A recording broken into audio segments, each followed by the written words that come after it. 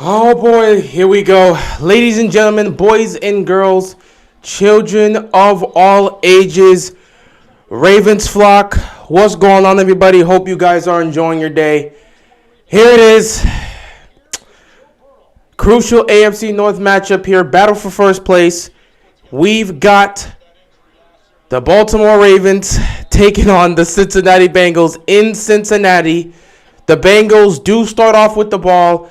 And let's get ready for this. Whatever this is about to be. Joe Burrow starts here on first down. And he's going to get... What? How did he break out of that sack?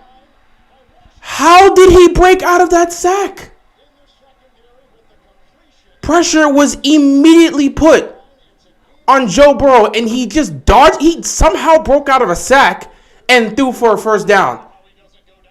Oh, that's a great sign for the day. That's a great sign. How does he not get hit there? I mean, how does he not fall there? My God. First down here for them. They're going to run this football. One of the keys of the game for the Ravens, if they have any shot at winning this game, is they have to slow down the run game. If they get it going in the run game, we don't have a chance in hell. So they're going to need to slow down this run game. Second down and 2 here for the Bengals. I'm just surprised. How did he get out of that sack? How did he get out of that sack?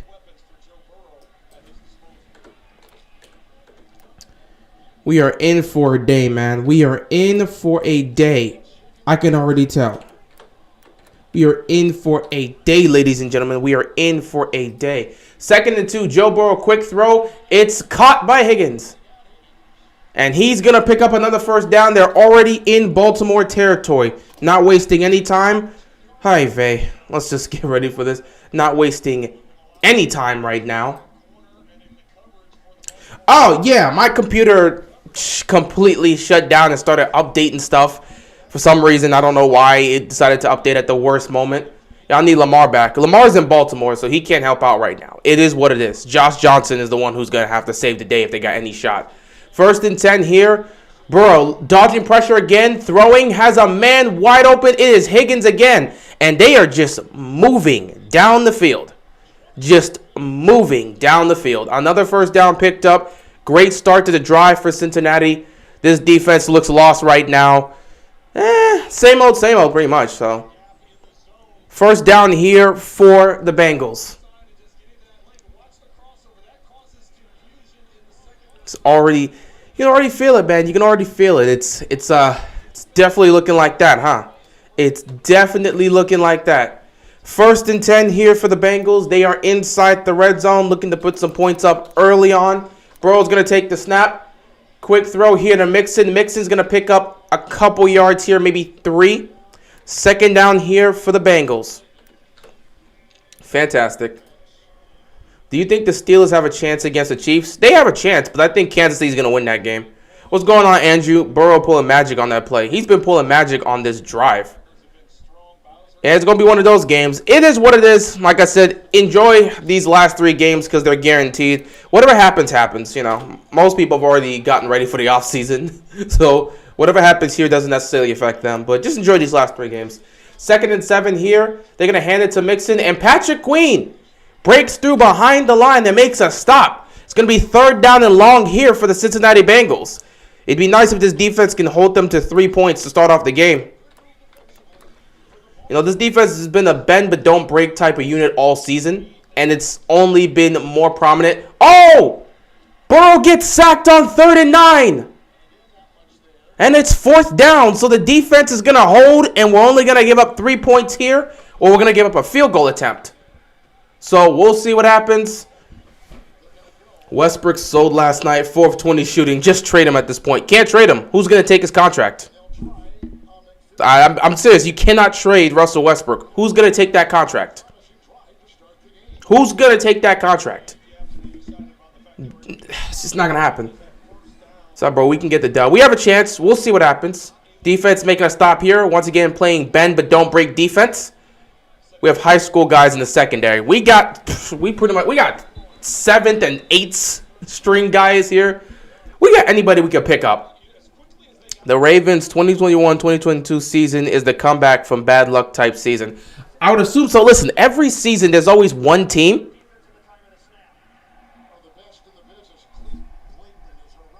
Cincinnati's calling a challenge for something, and I'm not sure why. Okay, we'll see when they come after the break. What did they call the challenge for? What are they calling the challenge for? Okay, we'll see. But yeah, like I said, every season there's always one team that gets completely romped by injuries. It just happens. You know, it is what it is. It's unfortunate, but it just happens. We just happen to be the team that gets affected by injuries this year. It's part of the game, you know. It's unfortunate, but it is something that has happened to pretty much every team. You know, you just have situations where injuries start to ravage you and bad luck hits you. It is what it is. I'm already expecting KC to kill us. I had them beating us before the season even started. You guys probably will have a chance because of your defense. Not to mention, Kansas City's offense, again, isn't the offense we are used to. They can put up points. Don't doubt that. They can put up points. But their offense isn't working or generating the same amount of explosiveness as they've had in previous years. Not to mention, Mahomes hasn't exactly played his best. Though I will say in recent weeks, he has been looking great. So that's good for the Chiefs. But for the most part, a good chunk of this year, Mahomes hasn't looked like Mahomes. And the offense hasn't been that. So the Steelers' defense has a chance to make some stops or at least slow them down. But we'll see what happens with that. Who even is the quarterback? Josh Johnson is our quarterback for today. Who has the ball right now? Well, Cincinnati has the ball. It's 4th down. It looked like they were preparing to kick the field goal, but they decided to challenge something. I don't know what they threw the challenge flag for, so we're going to find out soon. We're the Niners of this year. I just pretty much say it's a repeat of 2015. I wouldn't say we're the Niners of this year because the Niners aren't the only team that gets injured or gets riddled with injuries every year. They just got riddled with injuries last year. I say we're more so the 2015 Ravens, especially because we don't have our starting quarterback and then our backup's not playing. That's exactly how it was in 2015 when Flacco went down and we lost our backup. Man, we had Ryan Mallett out there. So we had to play our backups back. Oh, wow. So they called a challenge for 12 men on the field, which they are absolutely correct. That should be a penalty there. That's 12 men on the field. So this should be called a penalty here, and it should be 3rd down, but a 5-yard penalty. So that is 12 men on the field. It should apply here. So that was 12 men on the field. So it's offset. Okay, so both teams had 12 men on the field, so it's going to offset fouls. So there's no penalty charge to Baltimore, but Cincinnati will get a chance again on 3rd down. Bengals should win the division this year. I mean, they should, considering the other 3 teams are battered and beaten to hell. Half of Baltimore's team is in the cemetery right now. Pittsburgh's team's on the way there, and Cleveland's team's battered and beaten to hell. Cincinnati's the healthiest team of the division. I would assume they can win a division where everyone else is injured. And they're playing well, so I would assume they should be able to win this division. In fact, them not winning this division would honestly be a very bad look. It'd be a very bad look, and I think a lot of people would lose even more trust in Cincinnati. But we'll see. 3rd down and 9, so we're just going to repeat 3rd down here. Ravens defense has to make a stop once again. Good luck with that. Bro! There you go. You're almost offsides right there. All right, 3rd down here. Burrow throws, fires, looking. There's going to be a flag. There's no flag. They called no flag here. Really? They called no flag on Queen. He did not turn around. That would be prime pass interference. I'm fine with it. Both of them were being physical off the line of scrimmage, and they were both tugging at each other, going for the ball. But Patrick Queen did not turn around once to try and locate the ball. That would be considered pass interference. I'm not going to, as a Ravens fan, obviously I like that. But as a football fan, that was just a missed call. If the defender does not turn around, that is clear pass interference. Anyway, Cincinnati kicks a field goal. They take it, and they're up 3-0. What is with these refs? First, you missed the 12 men on the field. I don't know how you missed that. Then you missed the pass interference call. Wake up, refs. Wake up. What are y'all doing? Minimal contact from Queen. No PI. But he still didn't turn around. There was some contact there. Not that much to just garner a call. But he still has to turn around. If the defender does not turn around to try and locate the ball, that would usually be called pass interference. Queen did not turn around at all. So the fact that they didn't call PI, it's a little bit surprising. I'm not going to be mad at it. As a Ravens fan, I like it. As a football fan, that should have been pass interference. Because he did not turn around once to locate the ball. But it is what it is. Like I say, these refs, man, they always screw up several times throughout the game. You just have to be able to overcome it. They are still sleeping from the New Orleans versus Bucks game. Man, they probably... Since this is... Oh, wait, no, they were in Green Bay. If that Pack... it was Packers. If that Packers-Browns game was in Cleveland, I could still say that, man, these refs from Ohio were really sleeping. They're still sleeping after that game. But nah, that was in Green Bay. So Baltimore is going to get the ball here. Cincinnati puts a field goal on the board, and we'll see what this Ravens offense can do with Josh Johnson. Josh Johnson. He's a solid player, but he's a journeyman. You're not asking much from Josh Johnson. All you're asking him to do is come out here, run the offense, make some plays, and see if he can put up some points. Will Humphrey be back for the playoffs? No, he's out for the season. And that's one. Two, we're not guaranteed playoffs. There's 2 weeks left in the season after this. So let's see what Josh Johnson can do.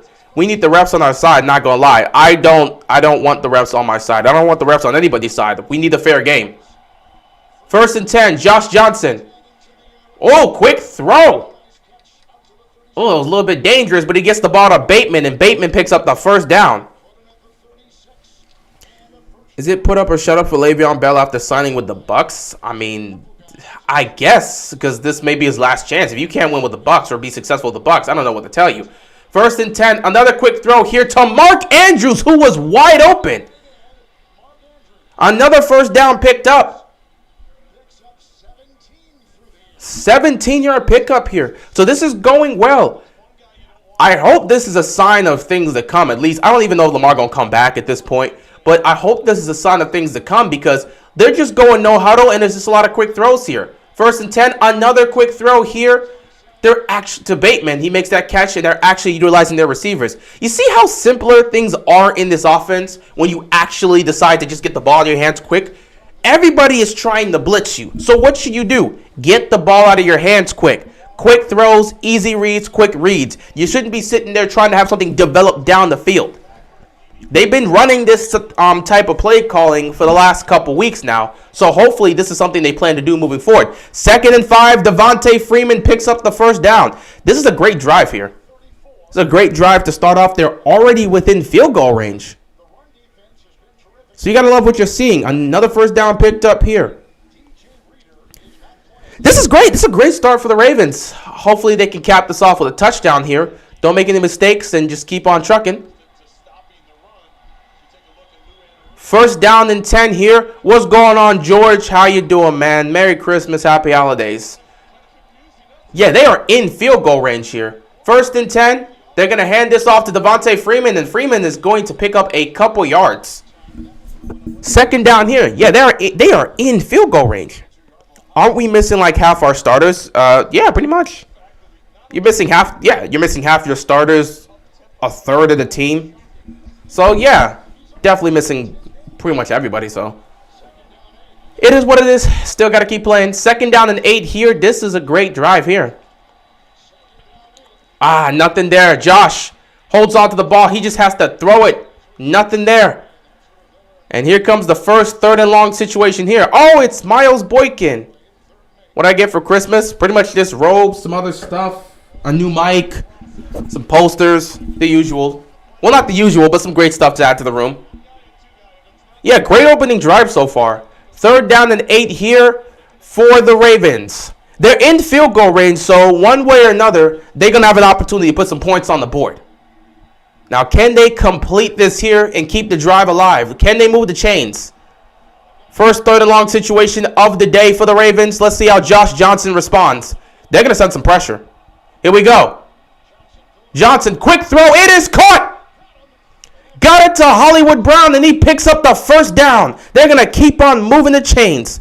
Got AirPods, new kicks, Madden 22 and 2K22. Nice, man. Nice. Enjoy those gifts.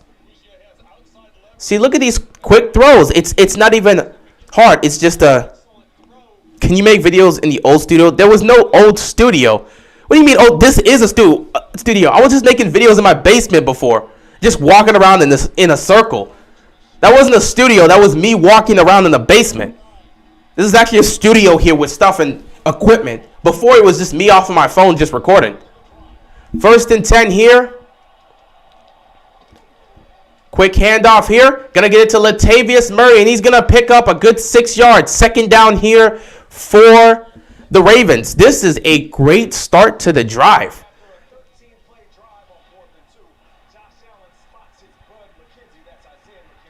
Oh, look at Buffalo getting on the board on 4th down at the goal line, getting that touchdown. Good for them. They're up 7-0. They're fighting against New England. They're fighting. 2nd down and 4. This is a great drive. I really want to see them keep up this sort of play calling. Everything's got to be quick. Stop trying to look for things downfield when it's not always there, especially with this line. Johnson throws the Bateman. Another quick throw here. He picks up the first down. And once again, this Ravens offense is marching. They are moving down the field. 1st and goal here for the Ravens. This is one of those moments you just hope Josh Johnson can really give you a delivery, man. You really hope he can give you a great performance here today and get this offense going and we can see them be able to perform. That would be great. That would be great. 1st and goal here for the Ravens. They're going to hand this ball off to Latavius Murray, and he's going to pick up maybe 2 yards. 2nd and goal for the Ravens. If they can punch this in, this will be a great start to the day.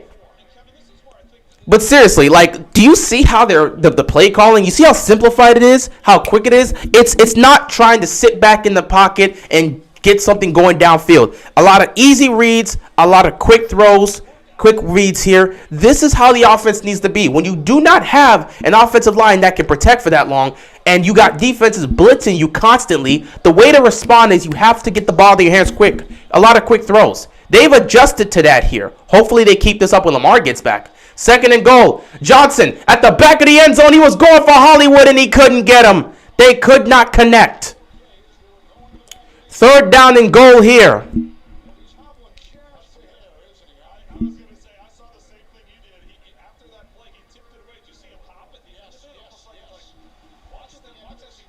That's good defense right there. That's good defense right here. Hollywood almost got that. All right, 3rd down and goal here. Got to see if they can put up some points. Let's see what we can do here. 3rd and goal. Johnson fires. Caught. Touchdown. Oh, it's Bateman. It's Bateman for his first career touchdown.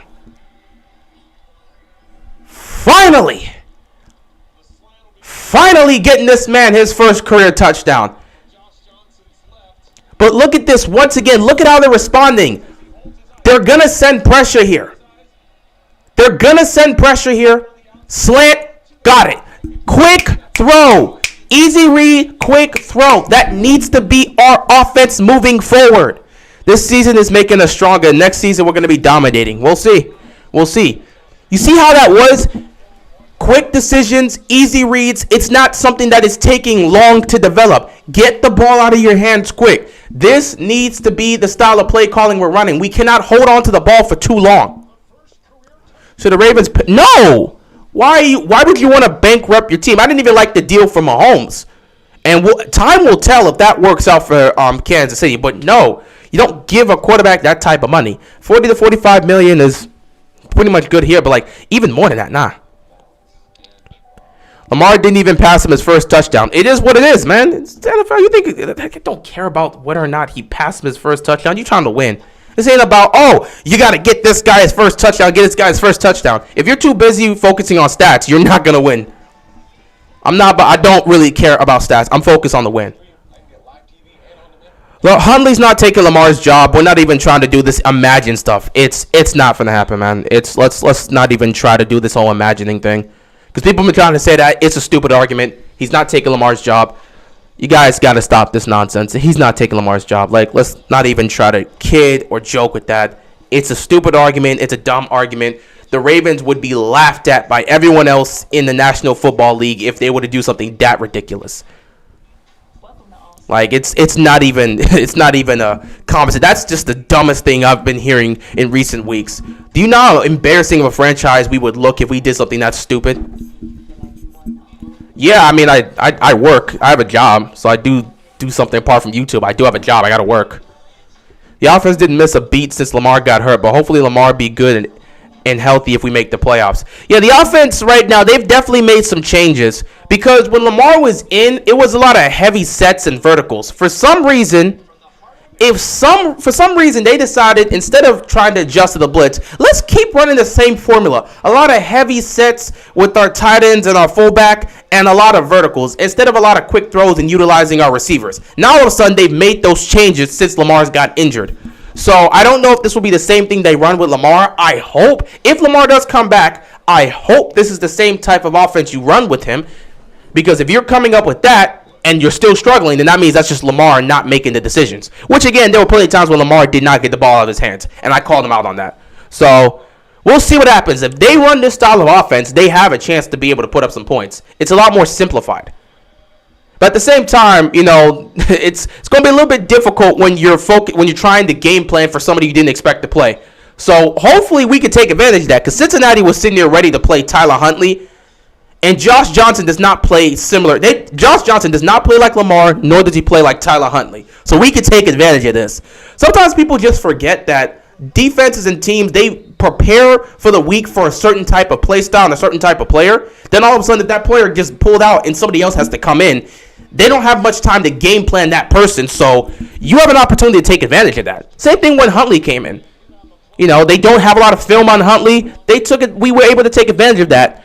Unfortunately, we weren't able to win that Packers game, but it is what it is. And hopefully we can do that here with Josh Johnson. He is a journeyman, so it's not like we don't have film on him, but he's a different play style from the way Lamar and Tyler Huntley play. So we have an opportunity to take advantage of this, and if we can keep this style of play calling where we're getting the ball out of our hands quick, we got a good shot. 1st and 10 here for the Bengals. Burrow looking to throw. It is caught by Higgins. Higgins is getting himself oh, that could have been a flag right there, but Higgins is starting off well. Why does it take a third-string quarterback to get Bateman involved? I don't know. Maybe because they just, for some reason, didn't realize that they had receivers to utilize and kept deciding not to utilize them. And then all of a sudden they realized, oh, yeah, we do have this guy. We might as well try to utilize him in Week 15. And they utilized him, well, not Week 15, Week 14 in the Browns game. And they're like, okay, now we can get them involved. Bateman finna take that slant boy name from Michael Thomas. Nah, that man has solidified himself. Not to mention, I mean, it's not like all Michael Thomas does is run slants. If y'all did that, we take the division. Pretty much.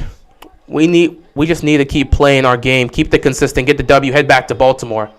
Oh, Joe Mixon breaks free and picks up the first down and takes himself into Baltimore territory. How are you? I think the Chiefs game will be different without Travis Kelce, and it could be a good game. Yeah, it's probably going to be a good game. I don't know how the Steelers defense is going to respond, and I don't exactly know what adjustments they might make if Travis Kelce can't play, because now that's a huge weapon Mahomes is losing. 1st and 10, another quick throw here. Gets it to Uzama. He picks up a first down, and they continue to move the chains here. And Anthony Averett's down. Anthony Averett is down.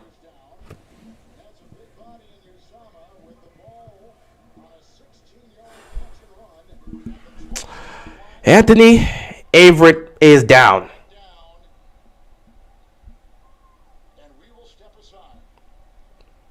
Every week is the same. I think Greg Roman's play calling has looked really good the last couple of games. Yeah, that's because he simplified the play calling. For some reason, they kept trying to run heavy. Their response to the blitzes they were seeing from several teams, the constant blitz, their response was to run a lot of heavy formations, a lot of heavy sets, and to run verticals. Are you serious? That was what we were doing for like 3 straight weeks. We were not 3 straight, for the last month and a half. That's how our offense was just running in response to the blitz. All of a sudden,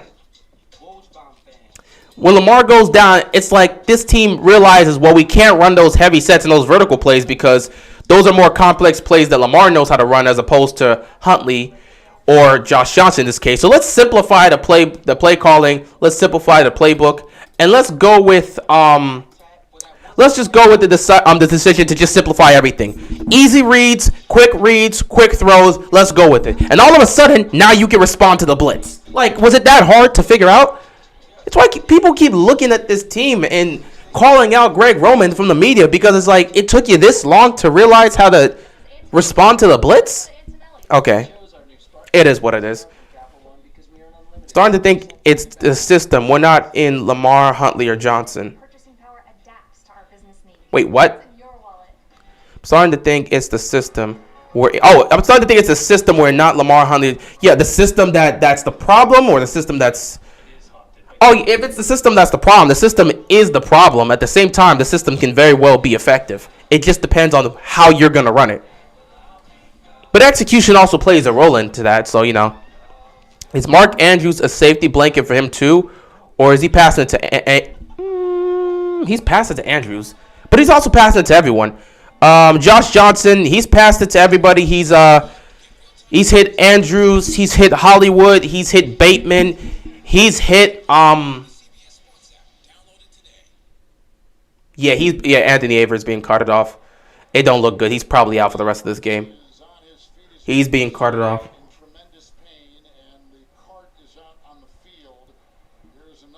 But yeah, he's been spreading the ball around here. This offense has been spreading the ball around since they've decided to simplify everything. And this is what they're just going to need to do when Lamar gets back, because with the offensive line you have, you cannot sit back and run those long, heavy set and those vertical plays. You don't have time to develop those. You need simple and quick plays. Simple as that. Brady or Aaron Rodgers for MVP. You know what? If you asked me this a couple weeks ago, I would have said Brady for MVP. But Aaron Rodgers honestly hasn't had a lot of bad performances. And since week 1, he's probably been top 2 quarterback, if not best. Since that week 1 debacle against the Saints, he's been the best, one of the best, if not the best quarterback in the league.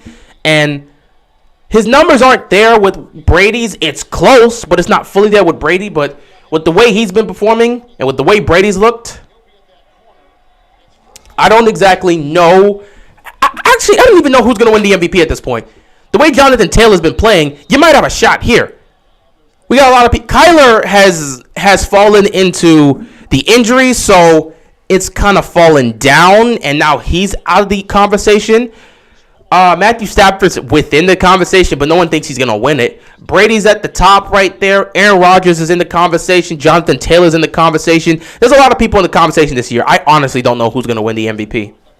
I honestly don't know. Come on, Steelers. If we beat the Chiefs, we get a lot of respect, even from Ravens fans. If you beat the Chiefs, your season's still alive. I've said this. In order to win this division, you need 10 wins. 1st and 15 here. Burrow dodges pressure again, and now he's just running around and just chucks it up. Oh, wow. And there's going to be a flag. I don't know what that play was. He was just trying to get the ball out of his hands. The Ravens are so injured, it's sad. It is what it is, bro. Are we going to get Deion Sanders to play quarterback? Nah, we ain't going to get him to play cornerback. What? Illegal contact on Brandon Stevens. Yeah, we're not getting Deion to play cornerback. Right now, he's busy coaching.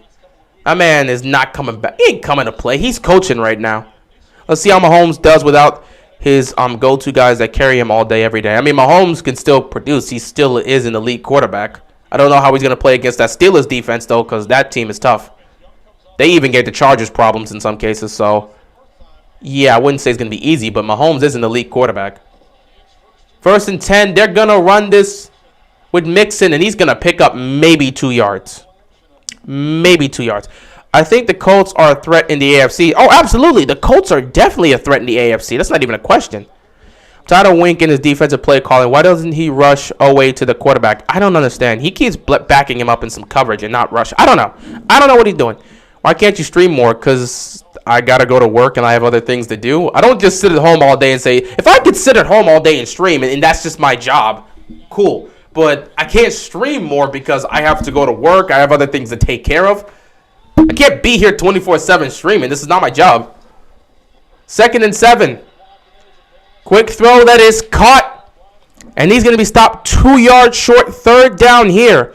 Jonathan Taylor or Derrick Henry. It's looking very close. I'm still going to go with Derrick Henry. I got to go with Derrick Henry. But Jonathan Taylor, I think it's very close between the two. With the way Jonathan Taylor's been playing, he's looked like Derrick Henry. And he's putting up the level of production.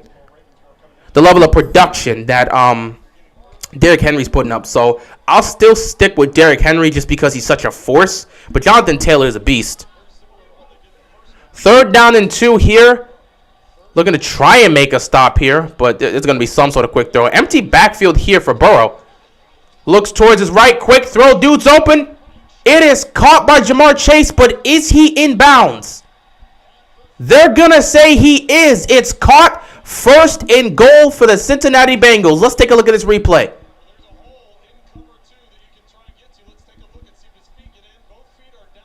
He got it. Both feet are down. That is a catch. 1st and goal at the 3-yard line for the Bengals. Now you got to hope this defense can make another stop the way they made that first stop. 1st down here. 1st and goal. Going to give it to Mixon. He's going to pick up maybe a yard. 2nd and goal here for the Bengals. Who's our starting quarterbacks? I actually do not know by name. I would actually have to check because now Averett's gone. You still have Tavon Young. I think Jackson's still there. Stevens is still there. I'm not sure who else. Geno may still be there. But we don't really have much. 2nd and goal here for the Bengals. Play action here. Throwing it is incomplete. 3rd down and goal here for the Bengals. Ravens got to make one more stop and hope they want to kick a field goal. The offensive line has looked really good since Ben cleared. Ben Cleveland has started. Yeah, the line has looked really good the last couple games. It's looked really good. It's been producing, but at the same time, we've been taking the pressure off of them. We're not running any vertical plays. We are really just running a lot of quick throws here. A lot of quick throws, quick reads, easy reads. Get the ball to your hands quick. Quick snap, one look, throw. It's not anything complicated. It's not anything down the field. No vertical plays like that. 3rd down and goal. The Ravens defense makes a stop on 3rd down. So it's going to be 4th and goal here. They can either choose to go for it here on 4th down because they are at the 1-yard line, or they can kick the field goal. Something tells me Cincinnati's going to go for it. Ravens defense made a stop, but Cincinnati's at the 1-yard line. I don't see why you don't go for it here. 4th and goal for the Bengals. Ravens defense going to need one more stop here. They've been great on 4th down. 9 of 16. That's pretty good. Here we go. He's going to hand it. And he gets in. Touchdown Bengals. So Joe Mixon, because they got so many damn Joes here. You work at Wendy's? No, I don't work at Wendy's. I used to, like several years ago, but I don't work at Wendy's now. That was like 2019 was the last time I was working at Wendy's. But that was years ago. Joe Mixon gets the touchdown here on 4th and goal, and the Bengals take the lead. Obviously, they were going to have to go for it on 4th down. So, like, you knew they were going to have to go for it there on 4th down because you got the 1-yard line. They're an injured team, not to mention their offense is missing their starter and their backup. It benefits them to go for it there. Kick is up, kick is good, and Cincinnati has taken the lead once again. It is a 10-7 game here in Cincinnati. Ravens defense almost had a chance to make a stop there. Joe Mixon burrowed through, got himself the touchdown, and now they're up 10-7. We could have won the Chargers game if we didn't give up all those big plays. Yeah, if you didn't give up all those big plays throughout the first 3 quarters, you would have been fine. But then that fourth quarter was crazy with the Steelers. That was a level of offensive production you guys have not shown all season. I don't know how the fourth quarter is just weird for the Steelers. That's why it's just crazy. I've seen this firsthand. I've watched this Steelers team struggle for 3 quarters and then just become an entirely different team in the fourth quarter. You guys did the same thing when we faced off against you back in Pittsburgh. You put up 3 points through 3 quarters and then dropped 17 points in the fourth quarter. Like, what? The Steelers are a different team in the fourth quarter. They just play different and they always have a chance to win. If the game is close in the fourth quarter, it's a different conversation. Hell, even if they're getting blown out, they still have a chance. Same thing with the Vikings. I don't know what it is about the Steelers this year, but when they get to the fourth quarter, they lock in. And they become an entire... It's like Ben turns back the clock in the fourth quarter, and they become an entirely different team. How are the Chargers and Colts above us in playoff seedings? It's because of the Bills. It's because of the Bills. The Bills have an 8-6 record. We all have the same records right now. When we were, well, now it's different now, but back when they all had 8-6, yeah, we have the tiebreaker between the Chargers and the Colts, but we never played against the Bills. And because of that, the Bills take that last spot from us due to no longer utilizing the tiebreaker. Because when you have you have 4 teams that are all, if you got 4 teams that are all the same record, and let's say none of them play each other, the next thing they move on to is your record in the AFC and all this other stuff. They start playing records in the AFC, division records and stuff like that. So we have the tiebreaker between the Chargers and the Colts, but because we never played the Bills, all of a sudden the next aspect there would have to go to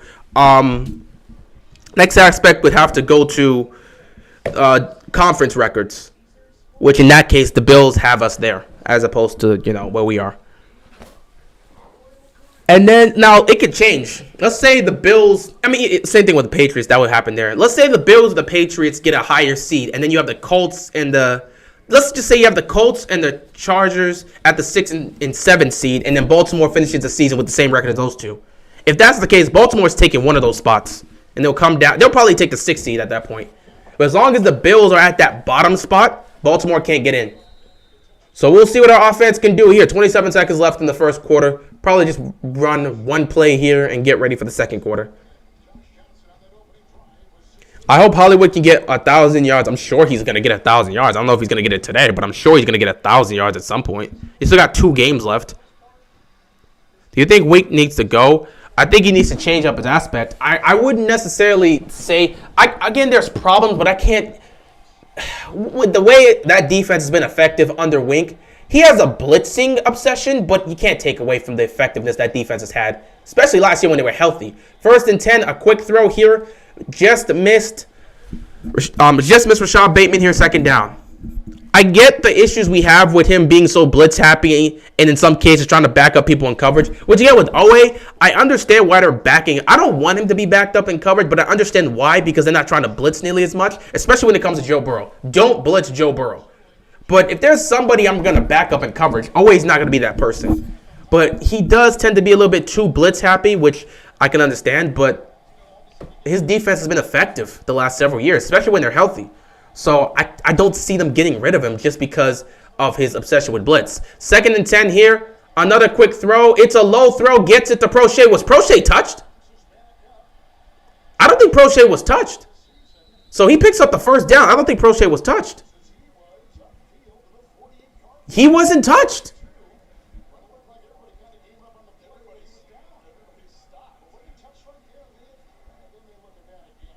Was he touched?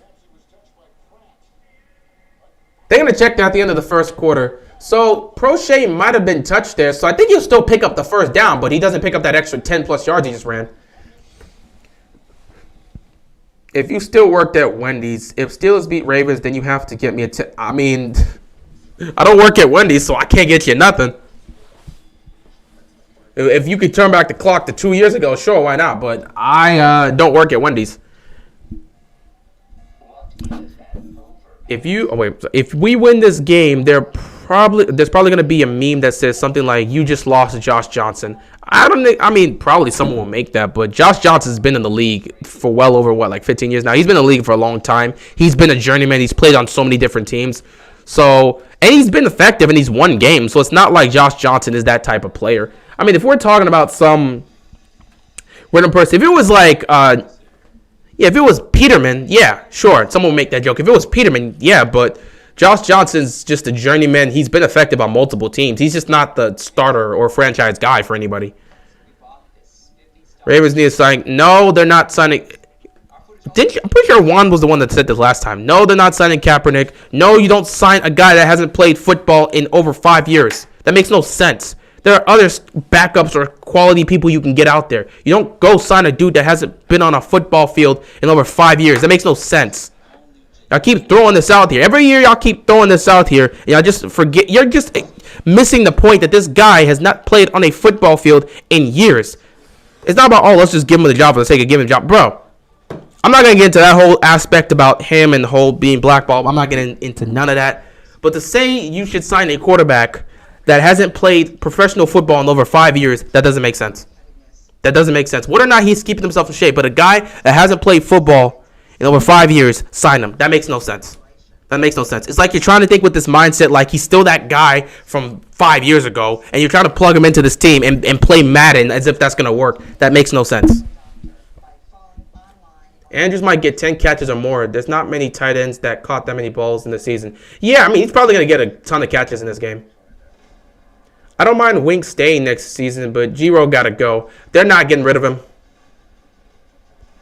They're not getting rid of him. But he was a former Pro Bowler, but he hasn't played. Yeah, he was a former Pro Bowler. He did play in the Super Bowl, but he hasn't played in 6 years. What's going on, Agent? How you doing, man? You can't just throw a dude that hasn't played professional football in 6 years we're in week 16. You want to throw that dude in to play professional football in week 16 and assume that's going to work? Oh, my goodness.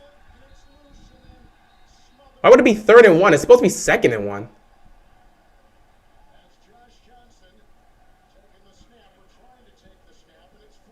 Wait, what? What the hell? Oh, I guess it was 2nd and 10, and then all of a sudden... Okay, I got you. Mark Andrews is... So we're going to have to punt this football here.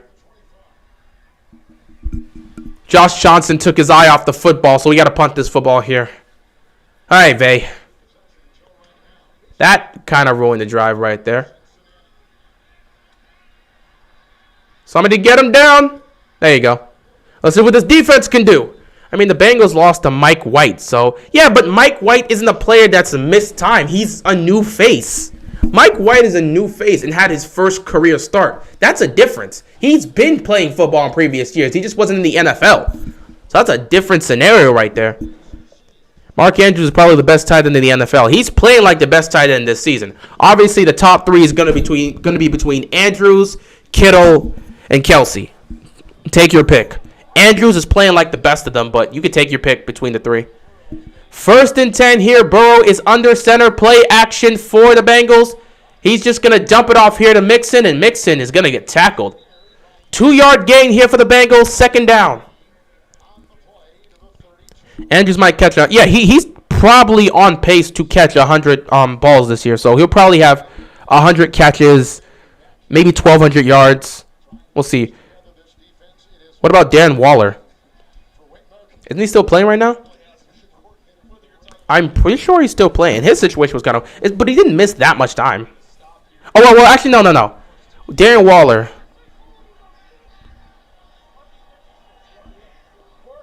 You put him 4th. You'd put him... You know what? He deserves to be in the debate. He deserves to be in the... Dude's wide open. Touchdown. Boyd was wide open. That's a touchdown. So now we're starting to look the way it's supposed to look. Oh, boy. Dude was left wide open. Nobody came near this dude. He was left wide open. That's just sad. But, yeah, Darren Waller, he's in the conversation. He's in the conversation. He'll definitely be within the top 4. He's in the conversation. He's in the conversation.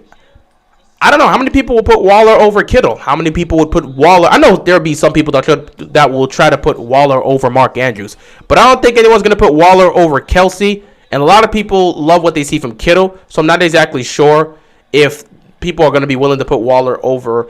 I think you put him at 4th.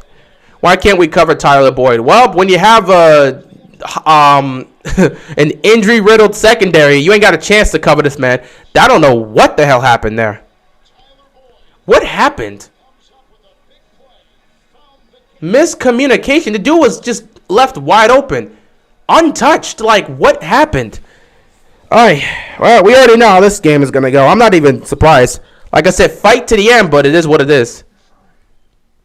Patrick Queen being bad at coverage. Was that his assignment? Was Patrick Queen on him? Was Patrick Queen? Shout out to HC Fit and Glow with a $2 donation. Always appreciate it, dog. All praise to the Most High. Amen, man. Amen. How was Lamar, Gus, J.K. Peters, Humphrey, etc. all injured? Well, yeah. I mean, everyone's pretty much injured, so, like. Week 7, 2.0. Nah. Well, yeah. Well, 2.0 seen as worse. Yeah. Because at least last time they were attempting to tackle these dudes. This time, that dude was left wide open. Joe Burrow, they attempted to tackle Burrow. In this case, that dude was left wide open. Will you explore your channel once the NFL season's over? Oh, yeah, I got plans to do stuff for 2022. I'm going to do some other things on this channel here. So, like, of course, because, you know, we may have, like, 2 games after this left, and then the Ravens are done, and then football will be done in February. I'm planning to do some other stuff. Obviously, I'm going to transfer to the NBA. That's one. But there's other things I want to do on this channel for 2022. So I got plans for that. I'm not going to announce anything yet. We'll see how it goes. It's honestly nice to have no expectations anymore. It makes the season so much stressful. Yeah, I mean, once you kind of just accept the reality of the team, you kind of just sit back and say, it is what it is. Like, if this was week 6, I'd probably be pissed off right now. You would see me on the live stream like, man, what did he do with his defense, man? Ain't nobody could cover. But, like, right now, I'm just like, dude's left wide open. Defense is atrocious. Not even defense is atrocious. Defense is injured. Nobody's there. I can at least make the argument if Anthony Averett's there, that play doesn't happen. But they have nobody. How about next year you actually stick to your promise and actually stream every primetime game? You do understand time is a factor, right? And I can't just... First of all, I never officially promised that. I said I'm going to try. I said I'm going to do every Ravens game as well as the primetime games. But I did also mention that there'll probably be times when I'm not here. There'll probably be times where situations happen. And if that's the case, I'll try to notify you. But I can't be doing every single primetime game. For some reason, I get it. Stream is great. But you can't ask me to stream all the time when I just don't have the availability to. If I'm not home, I can't stream for you. If I'm at work, I can't stream. If I'm not home, I can't stream. Sometimes with these primetime games, I'm at work. I can't get out, so I can't stream. Other times, I'm just not home. If I'm home and I'm able to, I will stream. If something comes up, I can't stream. So, I never tried to make that promise about streaming every single game. I never made that promise. I said I'm going to try, but I also clarified there'll probably be times where I can't. That would just be dumb to make a promise that you know you can't keep. Because I have other things to take care of. I can't be streaming here 24/7. Like, I got a job. I got other obligations to take care of. I can't be streaming 24/7. You should do more things other than sports. Oh, yeah, I got plans to do that. Don't worry, I got plans to do that. I'll be sure to speak on that at some point. I got other projects on the way. But that's 2022 stuff.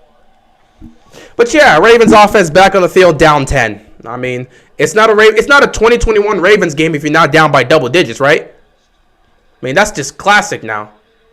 You know, if you're not down by double digits, you're not playing 2021 Ravens football.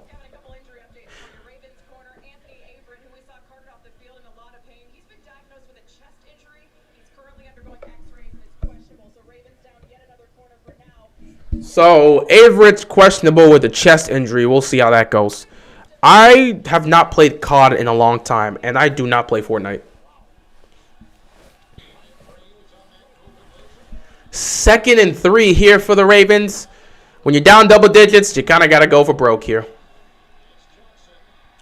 Oh my goodness, that's stupid. Why would you run that play with Josh Johnson? Bro, Josh Johnson ain't got no speed. You gonna run the read option with Josh Johnson on second down? Why are you trying to run the same play? Bruh, Josh Johnson is a different quarterback from Lamar and Tyler Huntley. Don't run the same play calling as him. What is this? We are the Patriots versus Falcons every single week. Pretty much. We're looking like the Chargers too, or at least the Chargers of old, man, where it's just like a lot of heartbreaking losses, games that are coming down to the wire. Why would you try to run the read option here and have this man run the football? What type of play call was that? 3rd down and 5 here. Johnson. Ooh, that was a false start. Quick throw to Hollywood. He's not going to get there. He had no shot. Oh, look, Cincinnati's made adjustments now. Fantastic. They're not going to sit back and let you get anything for some clear reads. Is Lamar out for the season or that's a great question. Because normally I will sit back and say, no, he's not out for the season. His injury was not diagnosed as being out for the season. But at the same time, I can't give you any definitive proof that he's not out for the season because they initially diagnosed his injury as a day-to-day situation. Originally, it was an ankle injury. Now it's a bone bruise. They said it was day-to-day, but that man has not touched a practice field in 2 weeks. So I have no idea what's happening. So I'm going to say right now no because they say he's not. But, I mean, if you don't see him on the field next week against the Rams, you got your answer. What do you think of Michael Parsons? He's been fantastic. I know he's in the conversation. What defense play of the year? He's been fantastic. So I love what I'm seeing from Parsons. Leave him out till next year. I wouldn't be surprised if they want to lock it up with Lamar, but I don't know. I don't even know what the game plan is. Like, what are you trying to do? Cardinals going to choke their way out of the NFC West Division Championship. You know, at the end of the day, if that happens, I'll be fine with it. I'll be fine with it. I'll be fine with this specifically because coming into the season, I picked the LA Rams to win the NFC West. That was my pick. I said they were going to win the NFC West. So I played the long game. When I saw the Cardinals at the top and I saw the Rams were starting to struggle, I sat back and said, you know what? It's a marathon. There is a long season to go. Because of that, I'm like, okay, we'll see what happens. Now the Cardinals aren't looking like the Cardinals. The Rams are looking nice and they're winning games. They might take this division. But we still got 2 games after this left to go, so I'm not going to say nothing. But I'm liking my pick for the Rams to win the NFC West. Who you got for the NBA? In terms of the best teams, honestly, we're talking about best teams. If we're talking about the whole NBA, the Warriors and the Suns would be at the top. Now, if we're talking about between conferences, I'm going to give the slight edge to right now, I think I want to give the slight edge to the Suns over the Warriors, specifically because the Warriors are not fully equipped yet. Once they get Klay back, no doubt I'm giving it to the Warriors. So once Klay gets back, the Warriors get it. Also, not to mention, I know they were playing yesterday. That was a great game. They were missing several players, and the Warriors still managed to come up clutch. So that's nice on them. Curry balled out. But I'm going to give the slight edge to the Phoenix Suns over the Warriors, specifically because they don't have all their guys yet. Once Klay gets back and everyone gets healthy, no question I'm putting the Warriors. Now, for the Eastern Conference,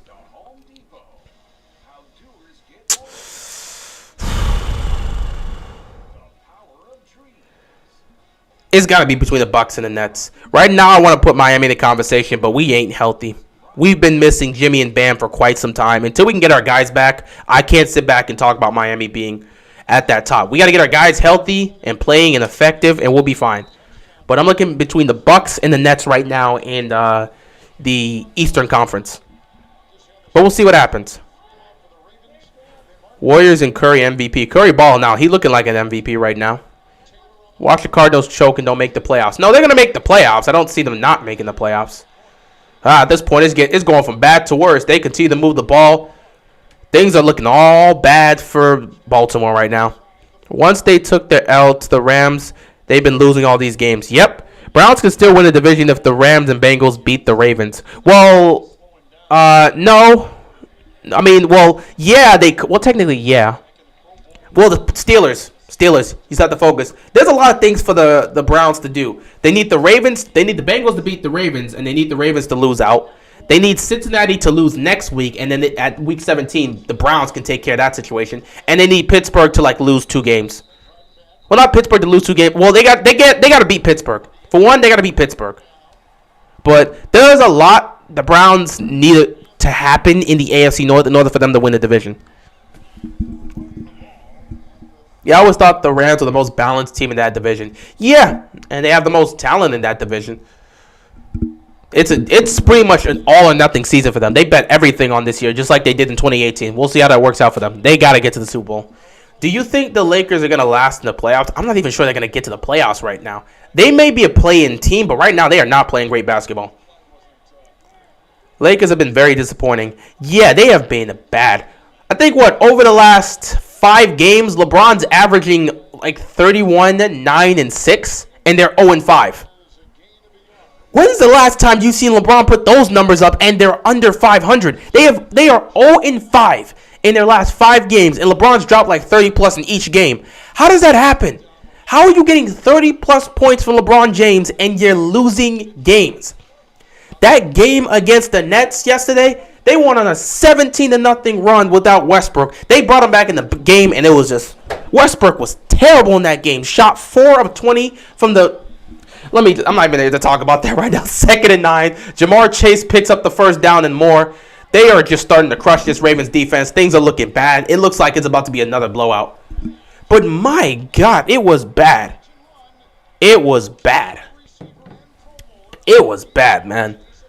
That Lakers team looks disgusting. They don't have all their players yet, so then again, adding Trevor Ariza is going to give you some extra defense. Same thing with Avery Bradley when those guys get back, but still, I don't even know about that. They don't look good. 80 looks like he's perfectly fine. He won his ring and he got complacent. He's perfectly fine. He's not even showing the same intensity he showed when he first went to LA. So that's a problem there. That's a problem. 1st and 10 here. Bengals picking up another first down. Burrow to Higgins. It's 1st and goal at this point. They're scoring another touchdown. This defense can't make a stop. They're not going to make a stop. They're not going to make any turnovers. They're about to go down 24-7. Which, again, it is what it is. I mean, at this point, what can I tell you? What can I tell you?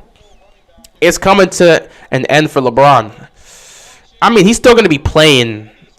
He's still going to be playing well, so it's not like it's going to be atrocious. He's still going to be playing well for a good 2 to 3 years. This is honestly why LeBron left Cleveland, but even the Cavs made the finals. Yeah, but that's the Eastern Conference, and that's a different situation. The Eastern Conference in 2018 was easily the worst that conference has been the entire decade. So the fact that they made the finals with that team, that speaks to LeBron, but that also speaks to how terrible that Eastern Conference was in 2018, because it was just one guy that beat all those teams. Well, not all those teams. That was one guy that beat the Pacers, one guy that destroyed. Well, actually, no. The Raptors game, the entire Cleveland team showed up. Then in the Eastern Conference Finals, that was that one team that beat that injured Celtics team and got to the finals. 2nd and goal here for the Bengals. Oh boy, you just hope they can hold on. Burrow, quick throw here to Mixon. Can they make a stop? Nope, they can't make a stop. You have multiple people come in and you couldn't make a stop. Touchdown Cincinnati. They're up 24-7. This game is going to hell real quick. They ain't got a chance to win. I'm sorry, guys. They ain't got a chance to win. We knew this was going to happen. I'm sorry, guys. You knew this was going to happen. This defense has nobody left, and you think you're going to stop this Cincinnati team? They're basically, the tables have turned. Honestly, I'm not even mad. Cincinnati, take this moment to celebrate. I don't want to see any Ravens fans trying to talk trash about this team being injured. Let's not forget, the last couple of years we were beating up on that Cincinnati team. They did not have their quarterback. They did not have Joe Burrow. They had Andy Dalton at the end of his time in Cincinnati where he was looking terrible. In fact, there were moments where we were playing Cincinnati and Andy Dalton wasn't even on the field. That team was beaten up. That team was battered. That team was filled with injuries. So the team we were beaten back in the couple years back, the teams we were beating, they weren't always healthy. Now last year we did beat Joe Burrow and that was great and stuff like that. But I'm talking about like some of those previous years where we were destroying the Bengals. That team was atrocious. It was a shell of its former self. It was injury riddled, and at times they didn't even have Andy Dalton, nor did they have AJ Green because he started suffering all those injuries. So yeah, we were beating up some bad Cincinnati teams, and we celebrated at those times. Now we're the battered and beaten team without our quarterback. Cincinnati's doing the same because they're healthy. I'm gonna give credit to Cincinnati. I'm going to give credit to Cincy. If we were sitting back boasting about those wins and us destroying them back in those times when they weren't healthy, they get the right to do the same to us now. Can't use like, oh, we're missing all the team. We're missing all the team. They were missing their guys back then, and we were beating the crap out of them. So, let them celebrate. Thought we were actually improving. Improving where? You thought this defense was improving when they gave up, 31 points to the Packers? I wouldn't necessarily say they're improving.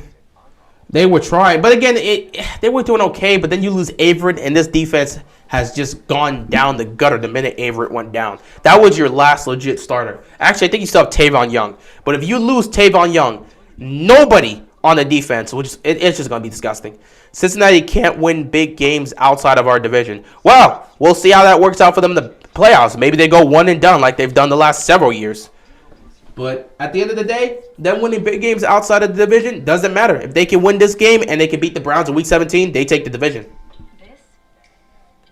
Bills failed on the 4th and goal on the 1-yard line. Typical. Speaking of which, let me actually let me give y'all an update about how it's looking around the league, because this is a great time to do so. Brandon, we never tank. The Ravens did not build this franchise on tanking. We've never tanked. We're not going to tank. People keep trying to have this team tank. There's a reputation and a standard in Baltimore. They're not going to tank. There's no reason to tank. Besides, at this point, look at your record. Tank to what? 8-9? You think that's going to get you a high draft pick with an 8-9 record? Stop it. At this point, if you were going to tank, you should have tanked a long time ago. Tanking now would be stupid. It'd be worthless. You're not going to get a high pick with that. You lose the final games, go 8-9. You're not going to get a high pick. Speaking of, let's look around the league. Lions up 10-7 against the Falcons. The Buccaneers up 10-6 against the Panthers. We've got the Chargers up 12-10 against the Texans. The Rams up 10-0 against the Vikings. The Jets up 13-12 against the Jaguars. Giants up 3-0 against the Eagles. And then you get to our game where it's just this. I mean, ain't nothing really happening here. The Packers never tank. Yeah, Packers never tank. They have a standard there. There's a clear standard. You don't tank when you're a franchise that's used to winning. We've been one of the most winning teams in the league over the last decade. We have a Super Bowl, man. You don't tank. There's a standard in Baltimore. There's no reason to tank. You remember when the Eagles screwed up against the Giants? Yeah, I remember that. At this point, I've been numb to how Baltimore's playing. I wish to God they can win one more game this season. We'll see. Like I said, I've kind of accepted where we are, so that's why you don't see me acting the way I was. Like, if this was like week 6, week 7, like I said, I'd probably be going off about, this defense is atrocious. How can they play like this? Yada, yada, yada, yada, yada. But look at the state of the team. What am I supposed to say? You're on your 3rd-string quarterback who you signed last week. Your offensive line is decimated. You're missing players all around the offense, and then your defense is completely gutted. Your defense, oh, look at this. Your defense is absolutely gutted. What can I say at this point? Oh, we're just beating a dead horse at this point. What can I say? I can't ask too much of these guys to go out there and deal with this. Like, what am I supposed to say, man? What am I actually supposed to say? This team is heading towards a dark, dark path. This is just it, man. Like, there's nothing to say. There is nothing to say. We knew the minute Huntley was gone, I said we had no chance to win this game. Josh Johnson can do whatever he can. We'll try to root for him, but it does not mean he's going to do anything. 3rd down and 12. Empty backfield here. Prochet makes a nice catch right there. We got to start using Prochet more. If we had Huntley, it'd probably be a little bit different, but at the same time, it's not going to make up for the way the defense has been playing. This defense has been, See, we got to use Prochet more. Look at this guy's hands, man. Do you know how many guys tried to rip that football out of his hands? Whew. 1st and 10 here. Another quick throw here. Gets it to Mark Andrews. And Mark Andrews is bulldozing his way and picking up a 1st down. It's great to see these guys are fighting. You got players that are still fighting. This is sad. Our receiving core is healthy, but there is nothing we can do about it. We have an offensive line they can't really protect. The running back room was completely decimated, and we're working off guys we had to sign. You don't have Lamar, you don't have Huntley. Like, what a sad, sad situation.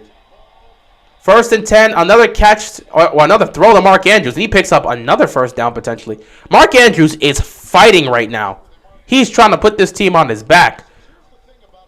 The good news is, well, if there's any, not good news, if there's any chance the Ravens have here, is that they need to score a touchdown here.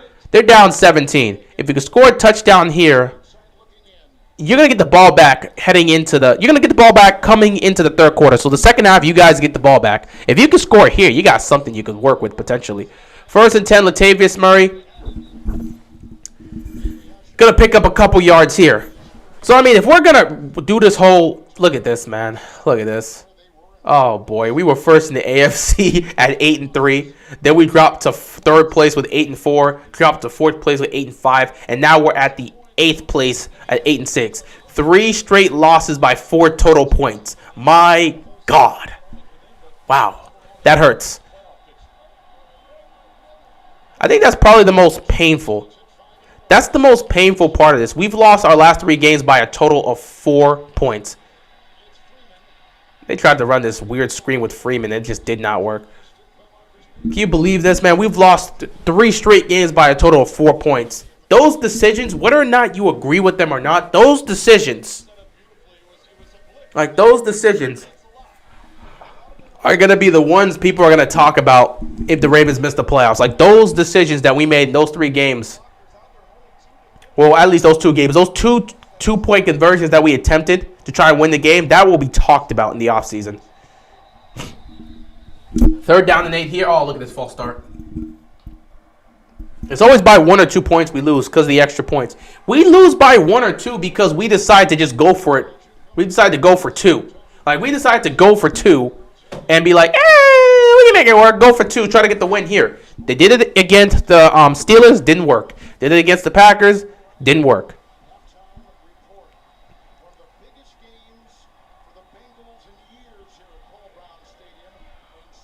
I don't know if that's a good or bad thing. This is one of the biggest games in this stadium in years for them. I guess that's a good thing because, I mean, if they win this, they're probably guaranteed the division. 3rd and 13 here. Johnson throws to Wallace. Wallace keeps his feet and picks up the 1st down. Okay, Wallace. Okay, Wallace.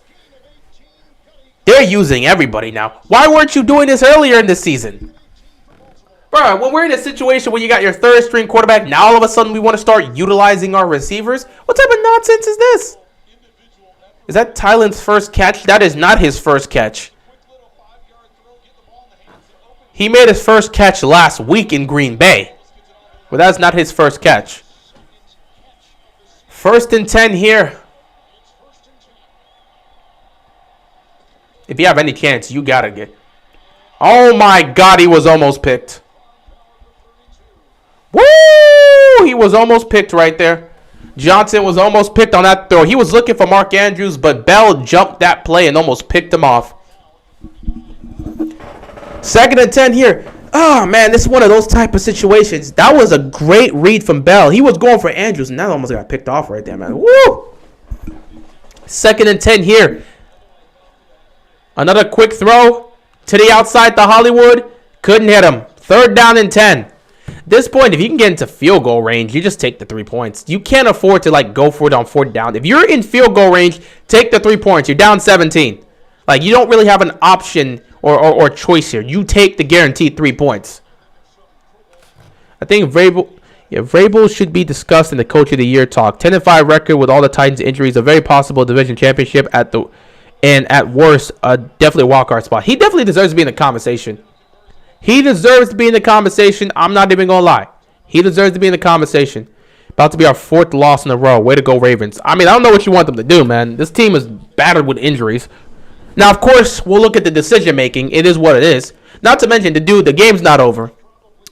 Funny enough, this is coming from me, but the game is not over just because it's AFC North football. And we literally saw Cleveland do this same nonsense before when they had 24 points in the first half. They were blowing us out 24-6, and we almost won that game.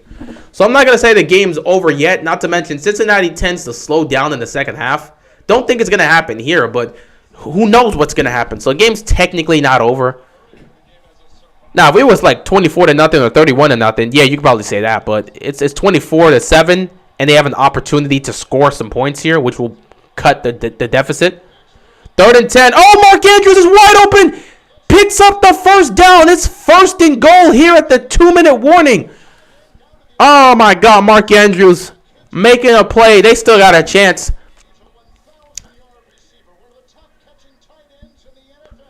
Mark Andrews, man, he's going to be, you got to put him in the All-Pro, man. He's got to be an All-Pro tight end this year. Over 1,000 yards receiving. He's got 8 touchdowns. You got to put him in the All-Pro. He's got to be an All-Pro tight end. I want to see Russell Wilson play for Miami or the Titans or the Steelers. I don't want to see him play for the Steelers. I don't want to see him play for the Titans. I would love to see him play for Miami, though. That'd be a nice team because, Miami, I got love for Miami because I'm a Miami Heat fan. So if I see the Dolphins get some success, that'd be nice. But at the same time, I would love to see him play in Miami, but I also like Tua, and Tua's my guy. So, I don't want to see Tua lose his job and have Russell Wilson take it over because I have faith in Tua. And Miami's been showing it, man. Miami's been fighting, and they're within range of the playoffs. So I expect Russell Wilson to stay in Seattle, to be honest. I don't think he's going to leave. But we'll see. If he leaves, it'll be shocking, but nah, I don't think he's going to leave. But yeah, the Dolphins have really been looking great, and I love what I'm seeing. Oh, it's a 10-7 game. It's a 10-7 game in Buffalo. Well, not Buffalo, in New England. Lions and Falcons are tied. Buccaneers put up a field goal. They're up 13-6. Chargers up 12-10 against the Texans. Vikings put up a field goal, so Rams are still up 10-3. Bills up 10-7 against the Patriots. Jets still up 13-12 against the Jaguars, and the Giants still have a field goal lead over the Eagles. Why are you so negative? Sometimes the game is not over till it's over. Wait, what? How am I negative? I just said the game was over. Did you come in at the wrong time? I literally said... Hold on. Did you miss the fact that I said despite the situation we're in, the game's not over. They have a chance to score. Did you miss that part? You must have came into the stream at the wrong time. But literally somebody said that they've accepted... Where was the comment where they were like, they've accepted the situation and said the game was over? Yeah, this guy, right, Romeo was like, about to be our 4th loss in a row. Way to go, Ravens. And my response was, technically the game's not over. They're at the goal line here. If they score a touchdown, they're going to keep it close. And you say, why am I so negative? I think you came in at the wrong time. And you missed the whole fact where I said the Ravens still have a chance. They get the ball back coming out of half. If they score a touchdown here, they have a chance to cut it close. Not to mention, Cleveland was up 24-6. And we managed to pull the comeback. Bro, you came in at the wrong time. You missed the whole argument that I made that I said the game's not over. Some of y'all be missing at the wrong flag. Johnson, just throw the ball out. He went for Boykin. It's all good, man. You missed that part where I was legit speaking and saying they still have a chance to come back here. The game's not fully over. But it's all good, man. Boykin is playing? Yeah, he's playing. This play... Offsides on the defense. Okay. This play calling is getting on my nerves. I hate this play calling. We've had problems with play calling all season. It is what it is. I don't know what else to tell you, man. Who would you like Derrick Henry to play for to have a chance to win a Super Bowl? Bring him to Baltimore. I would love to see how teams would deal with both Derrick Henry and Lamar Jackson. Like, you put Derrick... First of all, that would never work because you would have... Oh, my God. You put Derrick Henry... J.K. Dobbins, Gus Edwards, and Lamar Jackson on the same team, you might as well not even try playing football. 1st and 5 here. And Johnson takes off and picks up 3 yards. I'm just here watching, sir. What's up, Joshua? What's up? I hate when somebody criticizes the Ravens. Their fanhood is always questioned. I mean, it's not a... Listen, criticism should... Okay, let me explain this. As a fan, the most basic thing you can do is support your team. But at the same time, you understand there are issues with your team. There's nothing wrong with criticizing your team. There's a difference between just criticizing and burying your team and acting like there's no positives. There can be some criticism. I'm one, like I said, my channel is called Keeping It Real. I am one who has criticized the Ravens where I've seen problems. I've also given credit. Criticism can be helpful because if you point out the issues, you can know where you can focus on and try to fix that problem. 2nd and 1, they're going to run this with Devontae Freeman, and he's in. Touchdown. All right, Ravens still got a chance. They're still alive. What's going on, David? David. What's going on, Devil's Ace? How you doing, man? But yeah, back to what you're saying, Brandon. I mixed up Brandon and Devil at the same time and got David. Or David. That's what I was about to say. But yeah, Brandon, back to what I was saying. Criticism is not a bad thing. It's not a bad thing to criticize your team as long as it's positive criticism and speaking on the issues of what the team has. At the same time, while you do criticize them, you do have to point out the positives, and you also have to provide some sort of solution as to what they should do. That's what I do here. That's what many other Ravens YouTubers, or just basically other sports YouTubers in general, talk about. You know, we don't just criticize them. You criticize, you speak on the problems, you talk about what they may need to do, and you can also bring up some of the positives. But criticism, it's not bad to criticize your team as a fan. As long as you're speaking towards the issues and not just burying them and act like being like, this team's trash, they're never going to win, it's garbage. Nah, you could be like, this team's playing like trash, they're not playing up to their standard, they got to fix this, and that, play call is not working, defense ain't making stops. Like, yeah, point out like that. If you bury your team for the sake of burying your team, that's different. But if you criticize them with the terms of speaking towards their issues and hoping that they fix those problems, it's a bit different. Every team has a group of people who whine about other fans who criticize their team. If anything, those who think there's nothing wrong with a team, I question their fanhood. I mean, the ones that just act like criticism, you act like you can never criticize your team, those are the blind fans for the most part. You know, those are either the blind fans or those are the purely positive fans. You have either the blind fans or the strictly positive fans. The strictly positive fans are always going to be positive about the team. No matter what's happening, they're going to bring a positive vibe. And it's always going to be positive. They're never going to say anything bad about the team. But they're not going to be the ones that come out and say, hey, man, you can't be saying this about the team. You can't be saying that about the team. The blind fans will say that, but the positive fans just try to stay positive. They don't go after anybody for being negative about the team. They'll just attack with positivity. Can the Bengals bungle? I mean, they could. Game's not over, but they still get the ball with like 2 minutes left to go on 3 timeouts. Rashad Bateman touchdown was fantastic for us. We're just glad he finally got his touchdown. So that's great. He finally got to the end zone. Matter of time. It's unfortunate that this happened in week 16 with our third string quarterback, but it is what it is. The Dolphins look unstoppable right now. I mean, they're not... Well, they've been playing well. They've been playing... I wouldn't say they're unstoppable, but they've been playing well. Man, the Jags at this point got nothing to lose, pretty much. They're nearly guaranteed the number one... Yeah, they're I'm not sure if it's confirmed yet, but they're nearly guaranteed the number 1 pick in the draft, so we'll see. Death the Kid... Oh, from Soul Eater, I know who that is. Death the Kid would have seizures watching this crazy non-symmetrical game. You're not wrong about that. You're not wrong about that, especially with the way our offense looks and it's up and down. Oh, he would have problems watching the Ravens play. Every time when you start games off straight up, we're down by double digits and we got to fight back. Oh, Kid would have so much problems with that. But hey, game is still here. A minute 38 left. All you really need to ask from this defense is for them to not give up any points. Do not give up a touchdown. The Ravens get the ball coming out of the half. If you do not give up a touchdown, we will be fine. We get the ball coming out of half. We're down by 10. But if you give up a touchdown within this last minute 38, we are going to be in serious trouble for the second half. Justin Jefferson or Cooper Kupp or Devontae Adams. Devontae Adams is the best receiver out of the 3. That's not a question. But Cooper Kupp is putting up the most productive season we've seen in quite some time.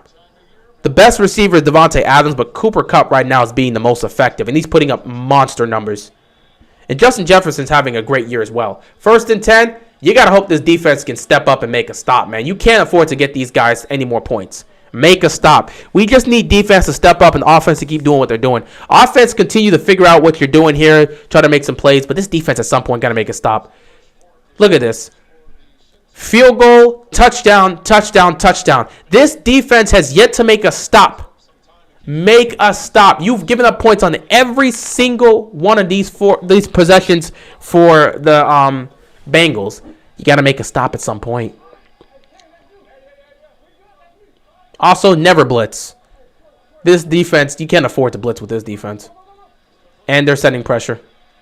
Literally said, do not blitz, and they proceed to blitz. And they picked up another 1st down. Oh, boy. So you see the offense go out there and put up the effort to make a stop, and this defense is just, wow, this defense is something. They're decimated with injuries. What can I say? I don't even know why you're blitzing at this point. Have you not been watching film? Joe Burrow is the last person you should be blitzing. Do not blitz this man. You can send pressure, but don't blitz him. I really think you should be blitzing Joe Burrow. I prefer to just play coverage. You can send pressure, but don't blitz him. Are they going to blitz him again? Oh, they actually got a sack. Okay. They actually got a sack. And it's my man Tony. Got to get this man Tony Jefferson. Who you taking, the 85 Bears or the 2000 Ravens? 2000 Wait. Ooh. If we were talking about defense only, I think you can go with either one. So if it was just strictly defense, I could take the 85 Bears or the 2000 Ravens. But the 85 Bears offense would be considered better than the 2000 Ravens offense. So if we're talking about the team as a whole, you know, we still had Jermaine Lewis. And Jermaine Lewis was our extra offensive player. You know, I'm going to stick with my Ravens. I think it's close.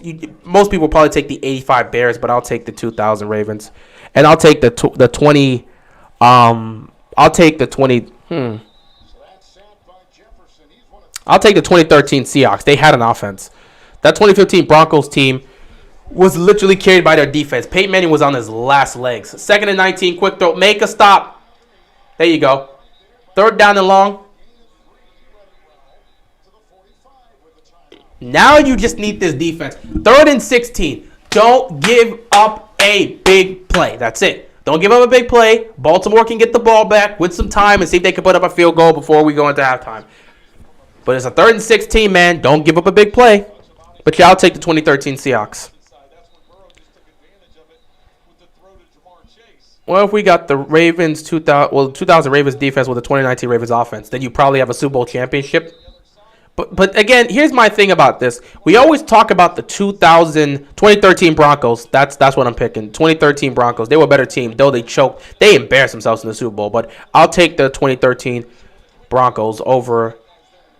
Actually, no, man. 2000 Rams. They were the greatest show on turf. I might have to go 2000 Rams, man. At least they got it done. 3rd and 16. Don't give up a big play. You're giving this man time. He's going deep.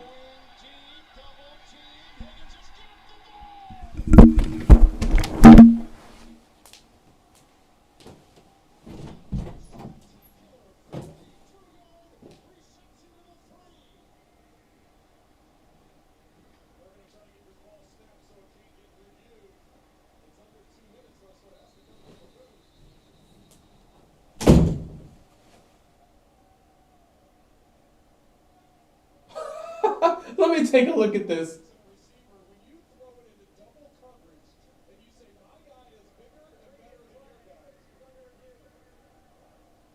Wow. Let me take a look at this.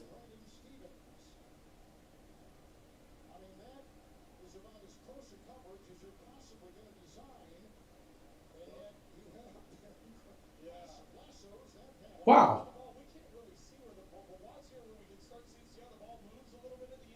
Wow. I appreciate that. I love the. Where's my mic? I appreciate that. Thanks, man. Wow.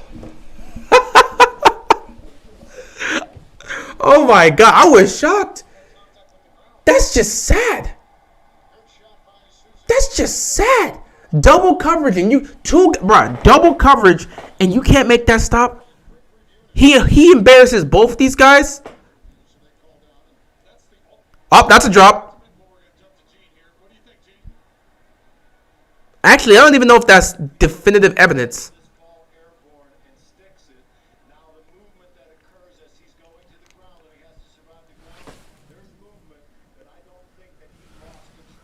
That's going to be tough. He's probably going to get a catch for this. There's not enough evidence to overturn that. It makes contact with the floor, but I don't know if the ball really moves that much. I think they're going to give this a catch.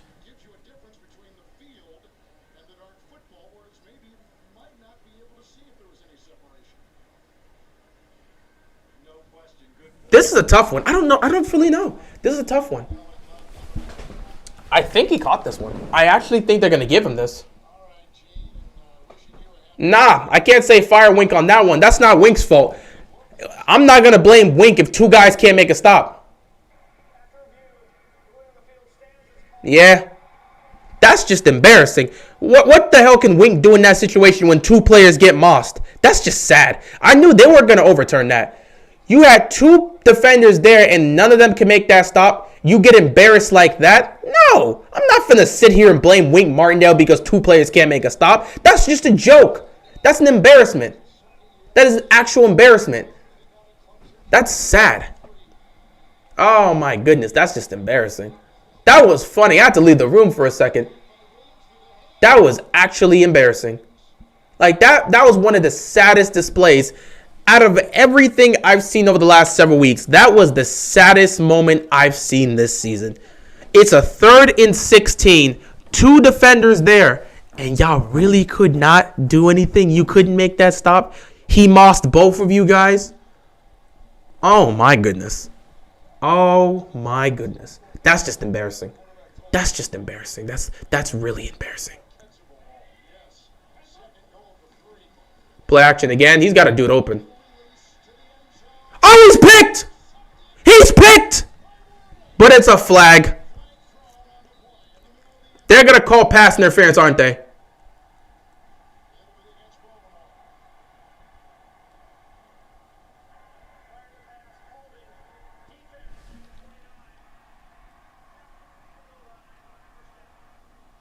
Yeah.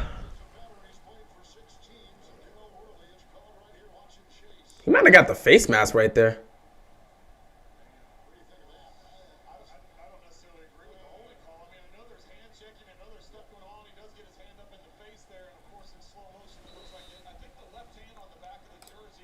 I don't know if that's a holding call.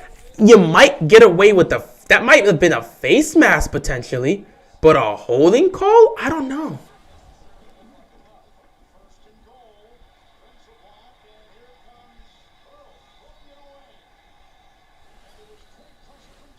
And there's another flag. What's the flag for this time?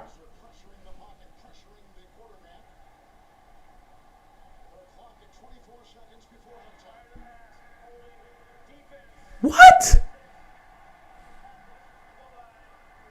This is ridiculous. This is ridiculous. This is actually ridiculous. Oh, that's actually holding. No, that's actually holding. Now that's actually holding right there. I ain't gonna lie. That actually, the first call, I don't know if that's holding. The first holding call, that could have potentially been a face mask, but I wouldn't say a hold. This one was definitely a hold. He was holding on to Jamar Chase for his life. Why don't they just run the foot? Okay, well, they got the touchdown anyway. It's completely fitting that T. Higgins gets the touchdown, considering he embarrassed the entire secondary today.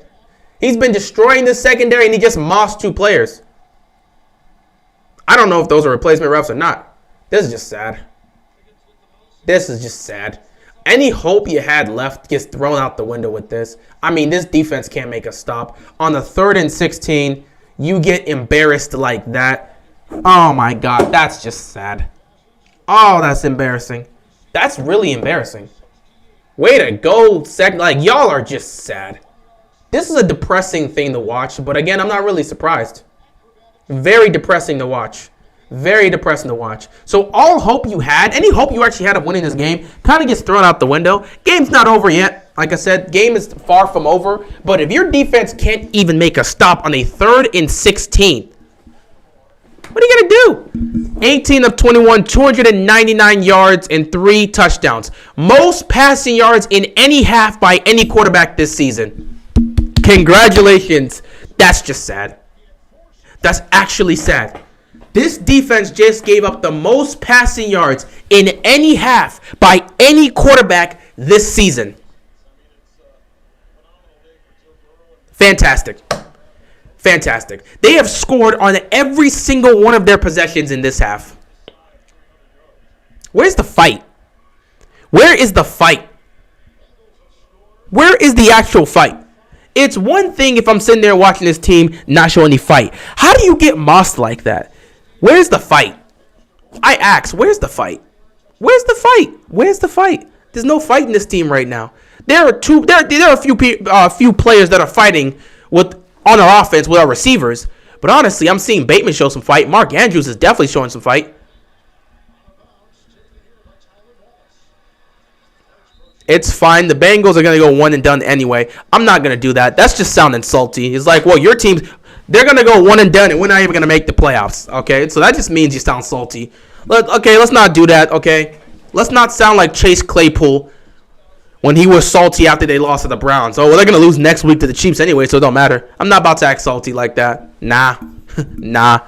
I'm not about to sound salty like that. Credit to them. When we were beating the crap out of their injury-riddled team, we didn't allow those excuses. I'm going to give credit to the Bengals for doing what they're doing right now. They're destroying this team. But yeah, this is a wrap here, man. This could pretty much be a wrap. Just nothing there. You're just not doing anything at this point. It's wow. It's just man. Joe Burrow got 3 Pro Bowl receivers, a shutdown defense. He lucky. I'm not gonna say he lucky. That's not luck. They built that over the last several years. Let's not forget that this literal team last year was broken. I'm not about to sit there and say this man is lucky. No. The Cincinnati Bengals spent the last couple years fixing up this team and putting weapons there. Then they drafted Burrow. Then they tried to add more weapons, and they decided to get Jamar Chase, which worked out for them tremendously. Cincinnati's done a great job rebuilding their team.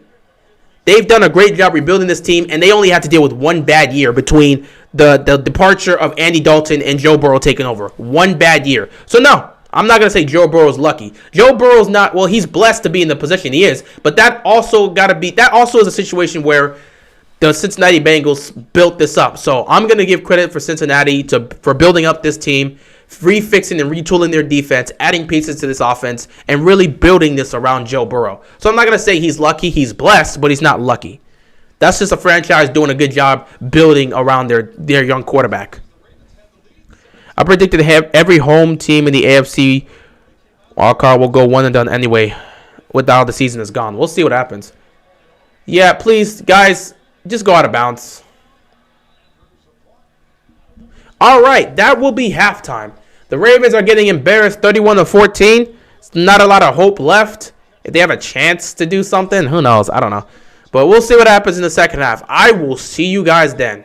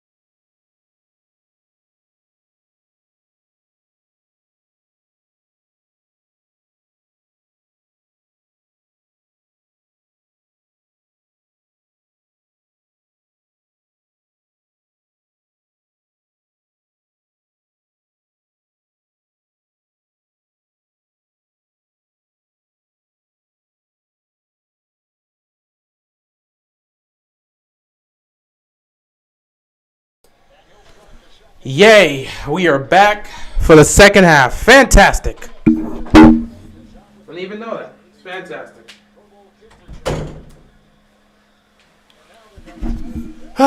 Let's get this over with. Steelers might get the AFC North. It doesn't matter who wins this game. It just matters if they both lose the next game after this and we win our next two games. Well, you still have to... Well, I don't know about that. Well, let me think. Because if they win, they'll be 9-6. Who's calling my phone? Give me a second here.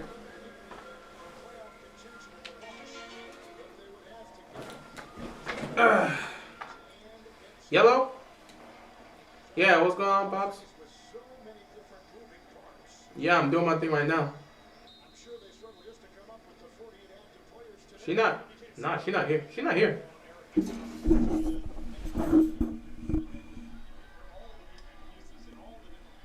Okay. All right. We are back at it here to start off the third quarter. But yeah, let me think. Yeah, Cincinnati, if they win, they'll be 9-6. If they lose their last two games, they'll be 9-8. Steelers are at what? 7-6-1. 7-6. If they win their last three games, okay. No, if you even if you lose today, that'll make you 9-7. No, that'll make you 7-7-1, and then you can finish 9-7-1. Yeah, you would just have to hope Cincinnati loses out, which is not that much to say, man.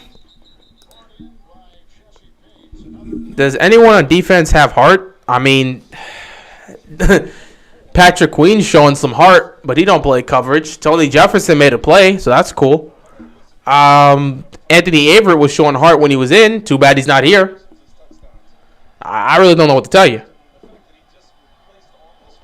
2nd and 6 here. Going deep. And he just missed Hollywood.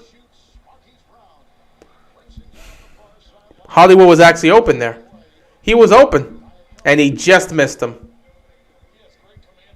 That is the first deep shot we've taken the entire game. Hollywood was open downfield. He makes that catch. It's a foot race. But he missed him by like 4 yards. Can't have heart if there's no more bodies. Exactly. Where's the heart, man? You're like, how you going to have heart if you ain't got the bodies to even carry that heart? 3rd and 6. What a catch by Prochet. And he keeps his balance to pick up the first down. This is what makes me angry. I was one to say that Prochet should have been out there on every single 3rd down. He should have been out there because this guy has the best hands on the team. He should have been our 3rd down receiver because he can make these catches and he can keep his balance and keep going. But for some reason, we didn't want to utilize Prochet, who has the best hands on the team. Whatever. Now, all of a sudden, when we're in this situation, we want to utilize him. Fantastic. So 2nd and 8 here for the Ravens. Honestly, now that you're down 17, you kind of got to go for broke. You can't just play, oh, well, we got to see if our defense can... No. You're down 17. You can't play this type of conservative game. You got to go for broke and risk it all. 2nd and 8, just going to toss it to Latavius Murray. He's going to pick up a first down. It'd be great if they would just go no huddle. But they're not going to. Just go no huddle for the rest of the game. It'd be nice. But it is what it is. They are moving the chains. I guess that's a good thing. At least you see the Ravens offense being progressive and being productive and moving down the field. So you can be happy with that. Unfortunately, false start. Unfortunately, the defense has not done anything today. Cincinnati has scored every time they've gotten the football in the first half. If this defense don't step up and make a stop, y'all are embarrassing yourselves right now. Y'all don't even look like y'all playing football. Like, just go no huddle. Going no huddle would just be nice at this point. 1st and 15. And he gets sacked.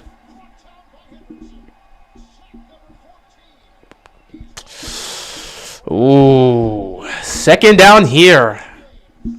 That was the worst thing that could have happened. 1st and 15. Then you get sacked. What is that? A 7 loss? 7? That's a 9-yard loss. Well, that's going to be like a... Oh, boy. 2nd and 24. It was a 9-yard loss. 2nd and 24. You just get in the ball with your hands quick. Okay, this drive's over. Oh, this drive's over. This is a sad display, ladies and gentlemen. This is a sad display. There's nothing left. Hope is really fleeting right now. This is just sad. This is just sad. This is just sad. There is little to no hope at this point, but you just got to hold on. Never give up hope. Obviously, like I said, the basic thing fans always do is just hope. That's the basic thing a fan can do. We're still watching the game, so obviously we got some hope left. If we completely lost hope, you don't watch the game. 3rd and 24, I'm chucking this thing. And he fumbled it.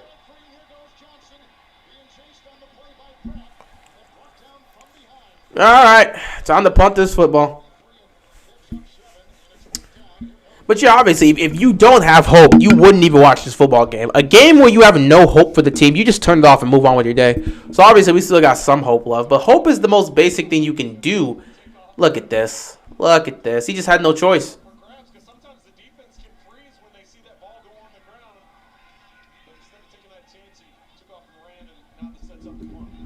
Oh, boy. So now we got to punt this football. Still down 17. All right, this is tough. This is rough. This is very, very rough. So Cincinnati is going to get the ball.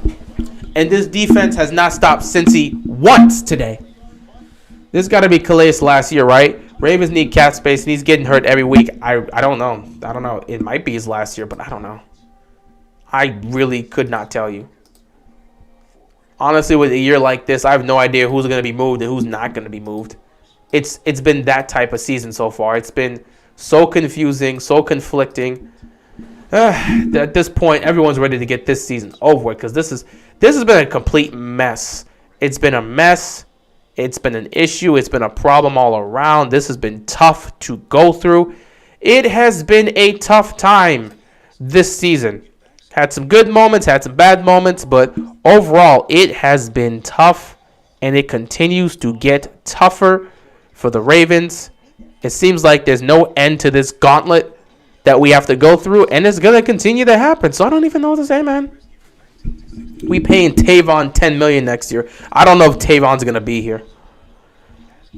Like, I have no clue about that. I really don't know about that. Yeah, I learned that during the Music City Miracle. Well, at least with that one, that was a miracle. That was one play. I don't know how many miracles you can get for coming back down 17.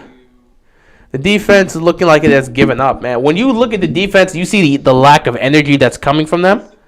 That hurts you. Remember when we were the first seed? Yeah, for a week.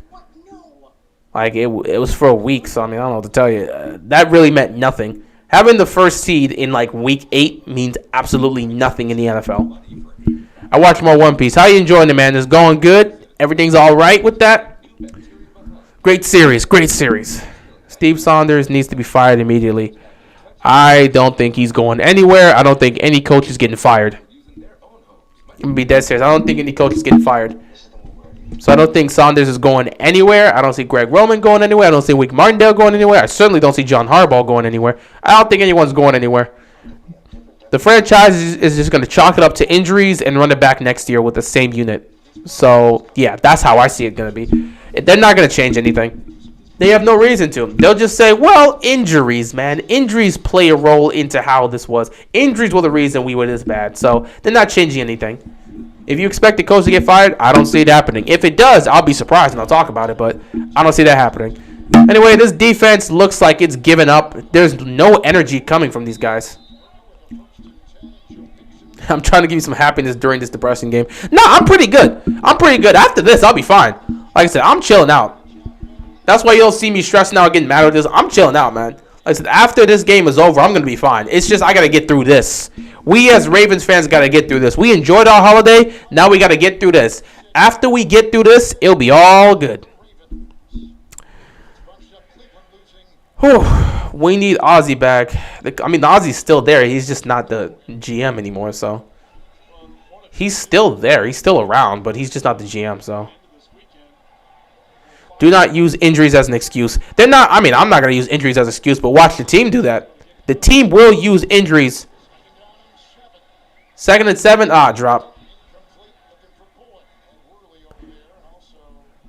I would legit say, I mean, I'm being honest here with this situation. They're probably going to use injuries as an excuse and say, injuries are the reason we were like this. We're going to run it back with the same staff. That's why I don't think anyone's going to get fired. Injuries will be played into their decision coming in the offseason. How are you going to say he's not aggressive? Why would he trade for players when we were so hurt? Up 3rd and 7. Look at this. Burrow really got the first down. This team is wow. Where is the fire with this team? How do you let Joe Burrow just rush for that? He was tripping. He was tripping over himself, and he still picked up the first down. This defense is lost. Any episodes of One Piece you can't wait for me to see? I have no idea what episode you're on. Look at this. Oh, my goodness. They just look like they gave up. There's no intensity. There's no fire here. They're just sitting back and waiting to die. That is not a good look for a defense. It just seems like this defense is out there for the sake of being out there. 1st and 10. It really just feels like this defense is out there just to be out there. Like, I'm not seeing the intensity. The energy from the defense is not there. It's just nothing. We should get Michael Pierce back. We should. 2nd and 8 here. It really just looks like the energy is just lacking. I'm really watching these guys, and the energy is just lacking. At this point, Cincinnati is going to play a conservative game plan. They're going to utilize a conservative game plan. Just adding extra. I mean, add an extra guy on the defensive front would definitely be nice, especially with that interior defensive front. 2nd and 8 here.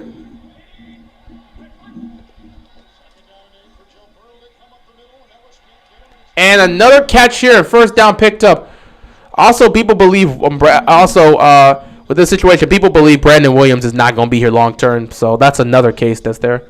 I think a lot of people expect this defense to make changes. I see people saying Brandon Williams is not going to be here much longer, though I doubt that. I've seen people say Calais is not going to be here that much longer. We'll see.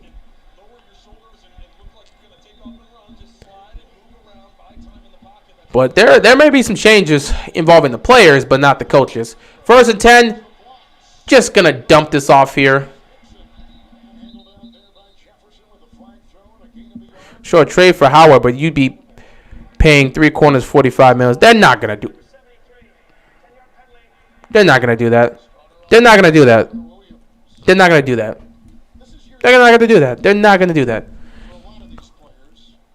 All right, we got too many people to play. They're not going to be picking up a bunch of. They're not going to be picking up a bunch of. I don't see any major trades or bringing in any huge contracts. They got several players they got to play. They got to pay either this offseason or the next offseason. So, yeah, I don't see them picking up any huge contracts from anywhere. So, any top player, I don't see them coming here in free agency.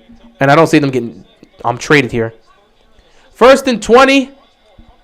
Quick throw here to Mixon, and the tackle is stopped there. Is Justin Houston staying? I have no clue. I have no clue. Yeah, Andrew starts next year. Humphrey and no, Stanley's already paid. They already paid Ronnie Stanley. So Stanley's out the way. Humphrey's contract is out the way. And did they extend? Actually, wait. All their contracts are out the way, but they start next year. Yeah, you are correct. Because I thought they started the year after. Nah, they're out the way, but they don't kick in. Yeah, they do kick. You're correct. They do kick in next year. And then they're going to have to. Yeah, you are correct. They do kick in next year. I thought it was a year after, but they do kick in next year. 2nd and 17. Look at this. Another first down picked up. This is just sad. How do you get bullied like that so bad? Where is the fight? They are not fighting anymore. There's just no fight. There's just no fight in this defense. I don't know if Justin Houston is staying. Did you see Spider-Man No Way Home? I did. I thought it was I enjoyed the movie. But I enjoyed the movie. I thought it was great. I don't exactly know where I would rank it, but I enjoyed it. In terms of Spider-Man movies, it's probably the most entertaining one I've seen so far. It was a great movie. I'm not going to spoil anything, but it was a great movie. Oh, wow. The biggest thing that's helped this defense so far was Jamar Chase on this unsportsmanlike conduct here because he taunted. That's the biggest help Baltimore has gotten right now, defensively. This defense really they're lacking energy. They're lacking intensity. There's just no fight in them. They're dead. I mean, this defense is just dead. This is bad. This defense is just dead. If we had an aggressive...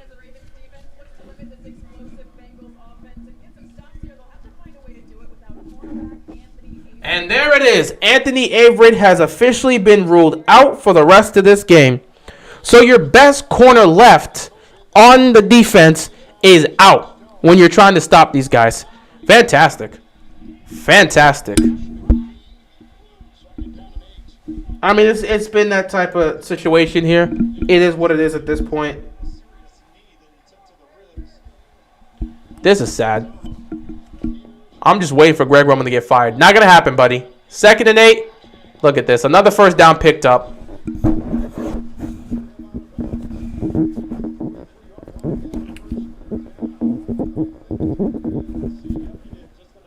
All right, Bay, this is tough. You didn't miss much, George. Cincinnati's still doing what Cincinnati does. T. Higgins has been embarrassing this defense all day. Jamar Chase has been embarrassing this defense all day. Joe Burrow has been carving up this secondary all day. What else is new? Hopefully my Tennessee Titans can secure a playoff spot soon. You guys will be in the playoffs. The Colts are making it difficult for you guys to win the division, as I said they would, but you guys will secure a playoff spot. I think both the Colts and the Titans will be in the playoffs. I just don't know who's going to win the division. That'd be my question. So I don't know who's going to win the division between the Colts and the Titans, but I know both teams are going to be in the playoffs. Hey, this is really sad. This is really sad. This receiving core is just carving us. Like, this is bad. I don't see any intensity from this defense. They're just sitting back and waiting to be They're just waiting to be killed. They're dying on the field right now. No fight, no energy. Sometimes they're not even making the tackles. You have maybe 2 or 3 players on that defense right now that are showing some intensity. Unfortunately, you need the whole team to do that. We need 1 win or 1 Colts loss to win the division. So if you win, if you win 1 game, you take the division. Oh, then that's easy. If you need a win to get the division, it's fine. Whether or not the Colts lose, as long as you win a game soon, you'll take the division. 3rd and 5. Oh my God, the defense actually made a stop. But they're in field goal range, but the defense made a stop. I swear, every fan wants an air raid offense. That's pretty much, well, I wouldn't say every fan. I want to say the NFL wants an air raid offense. They have switched over to just wanting to pass the football. Running the football don't mean much for people nowadays. They just want to throw the football. That's what the NFL has been leaning to. That's why you see passing has taken a leap over the last decade. Hell, it's taken a leap over the last 5 years. So because Cincinnati is basically embarrassing these guys, they see why not go for it here on 4th down. 4th and 5. Of course you're not making the stop. Why would you make the stop? Another first down picked up.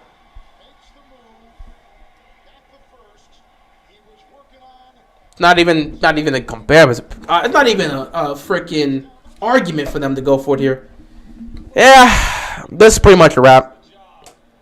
So if the Ravens lose, season's over, right? Well, it's not officially over. Most of us would declare the season over, but it's not officially over. Baltimore would need some help after this, but if they lose here today, they probably lose the division.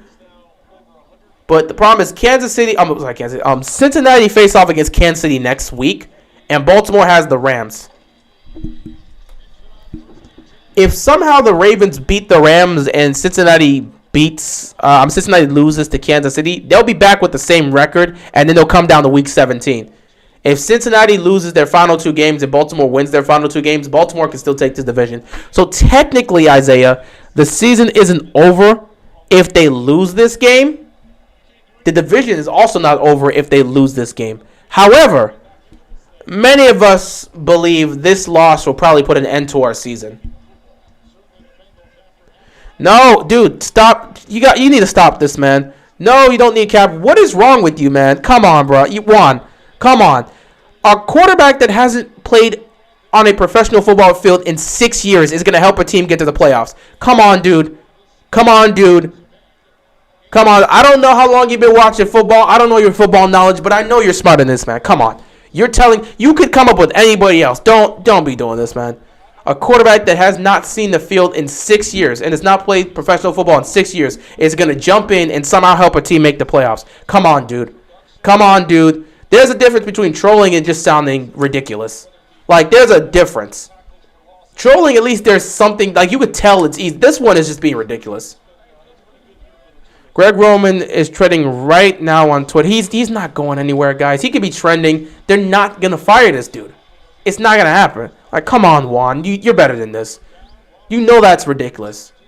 You know that's ridiculous. Joe Burrow about to have the two best games of his career, both against a horrific pass defense. What a disgrace. No, I mean, there are plenty of great performances that have happened against bad defense. It's the NFL. The better the defense, the tougher it is to have a great performance. That's how it's always been.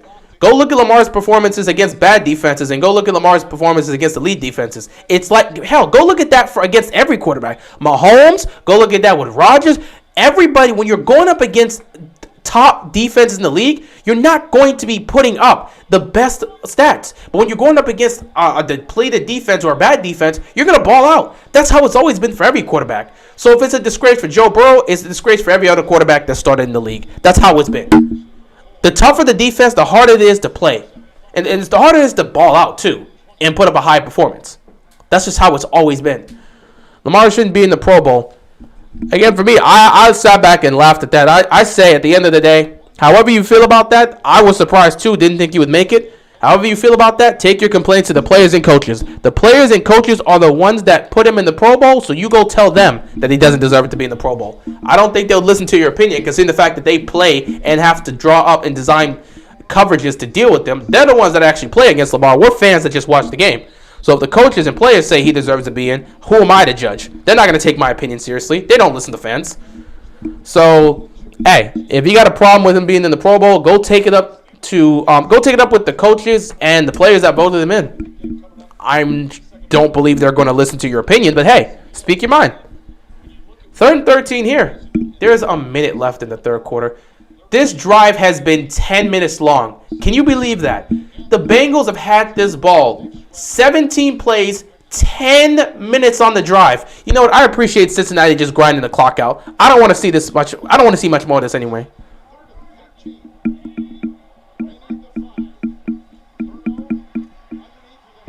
Third and 13, incomplete. Lamar can't throw the ball, man. Get over it. If he's good, I got over it. He's good, but just can't throw the ball. The Pro Bowl's a joke. That's great, Ted. I'm so done with the whole Lamar Jackson can't throw. If you honestly believe that a guy that has led this league in touchdown passes, a guy that's won MVP, a guy that's been a first-team All-Pro quarterback that has led his team to the playoffs in each of his first 3 seasons, if you truly believe he cannot throw the football, that's cool. If you truly believe he can't throw the football, if you think the game of football is so easy that a guy you claim can't throw the football can accomplish what Lamar can, then by all means, I don't know what you, me, and everyone else in this chat are doing. If Lamar can accomplish that and he can't throw, what the hell am I doing sitting here? We all should be in the NFL. If you think it's so easy, by all means, go ahead. It's comments like this, man. It's comments like this that players look at and say, we don't listen to fans. Like, you can't make it comments like this is exactly why players think fans are stupid. This is exactly why people think fans are stupid. Come on, man. Come on, man. And some of it's just trolling, we get it. But when you actually say something like this, the players look at us and think we're all idiots because we don't play the game. And some of us that actually have knowledge of the game, it gets thrown out the way. Like, bro, it's going to get thrown out the way if you say something like that. Like, that's always my counter. I'm a scrap. I appreciate that, Ted. I appreciate that. I got you a laugh right there. But that's always my counter. Anytime somebody says Lamar can't throw, I'm serious when I say this. Anytime someone says Lamar can't throw, I'm like, all right, if you truly believe that a guy who cannot throw can somehow lead this league in touchdown passes, win MVP, be a first-team All-Pro, and lead his team to the playoffs. If you believe that guy can't throw, then you, me, and everybody else need to head to the NFL right now and apply. We need to get on a field. We got to get on the field. Let's see if we can be picked up Let's see if we can get on the practice squad or something and see if we can make it. Because if Lamar is winning MVP without being able to throw a football properly, what the hell do you think I can do? Most of us can't throw a football. I can make it to the Pro Bowl. Shit. If Lamar can't throw and he's winning MVPs, I can make it to the Pro Bowl then. You can have me right now. I will make it to the Pro Bowl. Like, send me up. I got a football right now.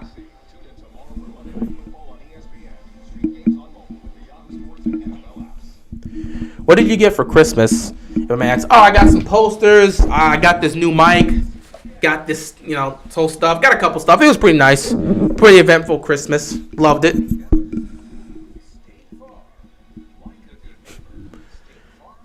What has he won team-wise? What has Lamar won team-wise? He's pretty much team-wise hasn't really he's won the division. Team-wise, he's won the division twice, and he's gotten the number 1 seed in the AFC.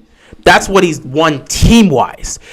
And he's also won a playoff game team-wise. The only thing this man has not won is a Super Bowl. I'm not joking. Individual accomplishments. I appreciate that, dude. I appreciate that. I love your videos, bro. I appreciate that. By the way, good luck against Kansas City. We'll see what your Steelers can do. But if we're looking at what Lamar Jackson has accomplished as an individual, he's led this league in touchdown passes. He's been first-team All-Pro. He's been a Pro Bowler. He's won MVP. He's led his team to the playoffs every single year of his career. He's won the division multiple times. He's been the number 1 seed in the AFC. He's won a playoff game. You look at his resume and all the accomplishments and achievements he's actually gotten. You look back at that, and you'll see the only thing Lamar is missing from his resume is a Super Bowl. That's it. In terms of accomplishments, all he's missing is a Super Bowl. If he wins a Super Bowl, his career is pretty much set. After that, continue to play great for another decade, first ballot Hall of Famer. All he's missing from his resume is a Super Bowl. And people tend to forget that. I benched Joe Burrow on fantasy. Why would you bench Joe Burrow? He was going up against the Ravens defense that's missing like 20 people. Why would you bench him? That should have been a guarantee pickup. So they're down 20. I mean, game's already over. Let's not pretend like it's a case here. Game's already over. Fight to the end, but game's already over. They know that. Lamar deserves a Pro Bowl because he carried this team this year and had them in the first seed in the AFC. Oh, Patriots trying to come back in this. They're down 20-14. Buffalo is still riding, though. They carried the team this year and had them at the number 1 seed in the AFC with all the injuries the Ravens had. And he had like 5 fourth-quarter comebacks. Yeah. I mean, if you based it, but everything before the Miami game, if you look at what Lamar did, that should be enough to get him to the Pro Bowl. And I can understand if that's what they were basing it off of. Over the middle to Prochet, who's got the best hands on the team. Obviously, he's going to make the catch. 2019 Ravens could beat any team right now. I mean, they can compete with any team in the league. That's just how it is, but this ain't 2019. Ravens making the playoffs this year, or I couldn't answer that question for you, man. I don't know if they're making the playoffs. A lot of us don't think they're making the playoffs at this point. It's possible, but I don't think they're going to. They have a chance. It's not over. If they win their final 2 games, chances are they make the playoffs, but I have no idea if Lamar's coming back or not. So I honestly could not tell you whether or not the Ravens are going to make the playoffs. They got a chance, but I don't know. Man, it hurt. You had to remind me of my team's playoff loss to Lamar last year. I mean, it's fine. You guys got to the AFC Championship game the year before, so you guys were fine. That was a revenge game for us. We needed that more than y'all. Went to Andrews, picked up. That was a big catch right there. Picked up the first down, and that will end the third quarter. You're down 20. There's also a flag, but you're down 20, so it is what it is. Hate the fact the Steelers passed up on Lamar and drafted Terrell Edmonds instead. I mean, Lamar as a Steeler would have been, oh, boy. That would have been, oh, man, that would have been tough. That would have been tough because that's also a great franchise, and they can develop Lamar. It's not even like they can. That's a great coaching staff right there. They got problems left and right, but that's still a great coaching staff and a great franchise. I would not imagine Lamar with that defense. Oh, God. No. That 2019 team would then self-implode in the playoffs, though. Yeah, pretty much. Well, they would if they choose to take that break in Week 17. If they instead say, you know what, let's play in week 17 so we don't get rusty, we'll be fine. That's okay. I think the Bengals will lose the next 2 games and Baltimore will win the next 2. This is a stretch. I didn't know the storm would be this severe. I mean, their final 2 games are against Kansas City and Cleveland. I believe Kansas City is beating them next week. I don't think they're beating the Chiefs. So I think the Chiefs are going to win. So it will come down to week 17. Do you believe the Browns are going to beat the Bengals? Baker Mayfield he has career games against Cincinnati. So maybe that happens, but I don't know. What a year, huh, in the AFC North, man. As a Browns fan, it's been a long year. Damn refs on that last interception was so bad. Peoples-Jones got pulled out the way. How that ref missed that, I don't know, but oh well. It's been a tough year for everybody. I'll say this, Cleveland still has a chance. Cleveland's going to need a lot of help. Everybody in the AFC North still has a chance to win this division and make the playoffs. But everyone's going to need a lot of help. Cincinnati, with this win, because they're most likely going to win this game, with the win today, they control their own destiny. Win their final 2 games, they win the division. Baltimore is going to need some help. They're going to have to win their final 2 games and hope Cincinnati loses out. Pittsburgh is going to need both Baltimore and Cincinnati to kind of lose out. And Cleveland needs everybody to lose. Like, Cleveland needs everybody to lose. They really... these final 2 games are going to be crazy. The Saints wanted Lamar. They could have got Lamar. Oh, my God. Imagine Lamar having that time to develop behind Drew Brees. And then he takes over for the Saints. Oh, my God. That would be... Wow. Wow. Can you imagine that? Can you imagine that? I got a question. Are we a wild card team after today if the Chargers lose? No. No. Because we're going to lose today. And I think they'll drop to 8-7, and we'll be 8-7. So here's the problem: the Bills. Wait. Here's what needs to happen. The Bills need to win. I got you, Mike. What needs to happen is the Bills need to win this matchup against the Patriots. Wait. What's the Patriots record right now? We can make this work. What's the Patriots record right now? If the Bills lose, we're not getting that playoff spot. But if the Bills win, let me look at the standings right now. Okay, this works perfectly. 9-5. So here's the thing. Because of the Bills having the same record as everybody else, they're the ones that are kicking us out of the playoffs right now. So here's what needs to happen for the Ravens. With the loss today, touchdown! That's nice. Touchdown to Mark Andrews. And there's a flag. But okay, so let's get back to this. So right now, heading into week 16, you had 4 teams at 8-6. The Colts, the Bills, the Chargers, and the Ravens. The Ravens were at that 4th spot specifically because of the Bills being at the bottom. They took that 7th spot away from the Ravens. If the Bills win, okay, so that's going to be a touchdown. If the Bills win, they will jump to 9-6. And that might give them first place. Either way, if it's not going to give them first place, that will put them at least at the 6th seed. If the Chargers lose today, that drops them to 8-7. Baltimore's 8. Well, if they lose today, they'll be 8-7. So you need a Bills win, and you need a Chargers loss. Yeah, I believe a 3-way tie comes down to the AFC conference record. Exactly, Landon. And because of that, it came down to a tie. There was a 4-way tie between these 4 teams at 8-6. And it came down to a conference record. And the Bills' conference record is better than the Ravens. That's why they got that 7th spot. If the Bills win today, they will improve to 9-6. I don't know if that will take them to the top of the AFC East or not. Whether or not it does, at worst, they'll either be at the top of the division or they'll be at the 6th seed. That's just how it'll be. So let's just say the Bills win today. If the Bills win today, they'll be at the top of the division or be at the 6th seed. If the Chargers lose at that point, they will drop to 8-7. Now you can work with this because they will drop to the 7th seed. At 8-7, Baltimore has the tiebreaker against the Chargers. So that automatically Baltimore will get back into the playoffs over the Chargers if the Chargers drop. Because the Colts already won their game. If the Bills win as well, they both go up. Now, if the Chargers lose today, they drop to 8-7. Baltimore, if they lose this game, they'll also be 8-7. Baltimore takes the 7th seed because they have that tiebreaker. That's just how it is. So it's confusing. Basically, all you need to know is in order for Baltimore to get back in the playoffs as a 7th seed, they need the Bills to win today, and they need They need the Bills to lose, and they need the They need the Bills to win, and they need the Chargers to lose. So if the Chargers lose today and the Bills win, Baltimore's back in the playoffs.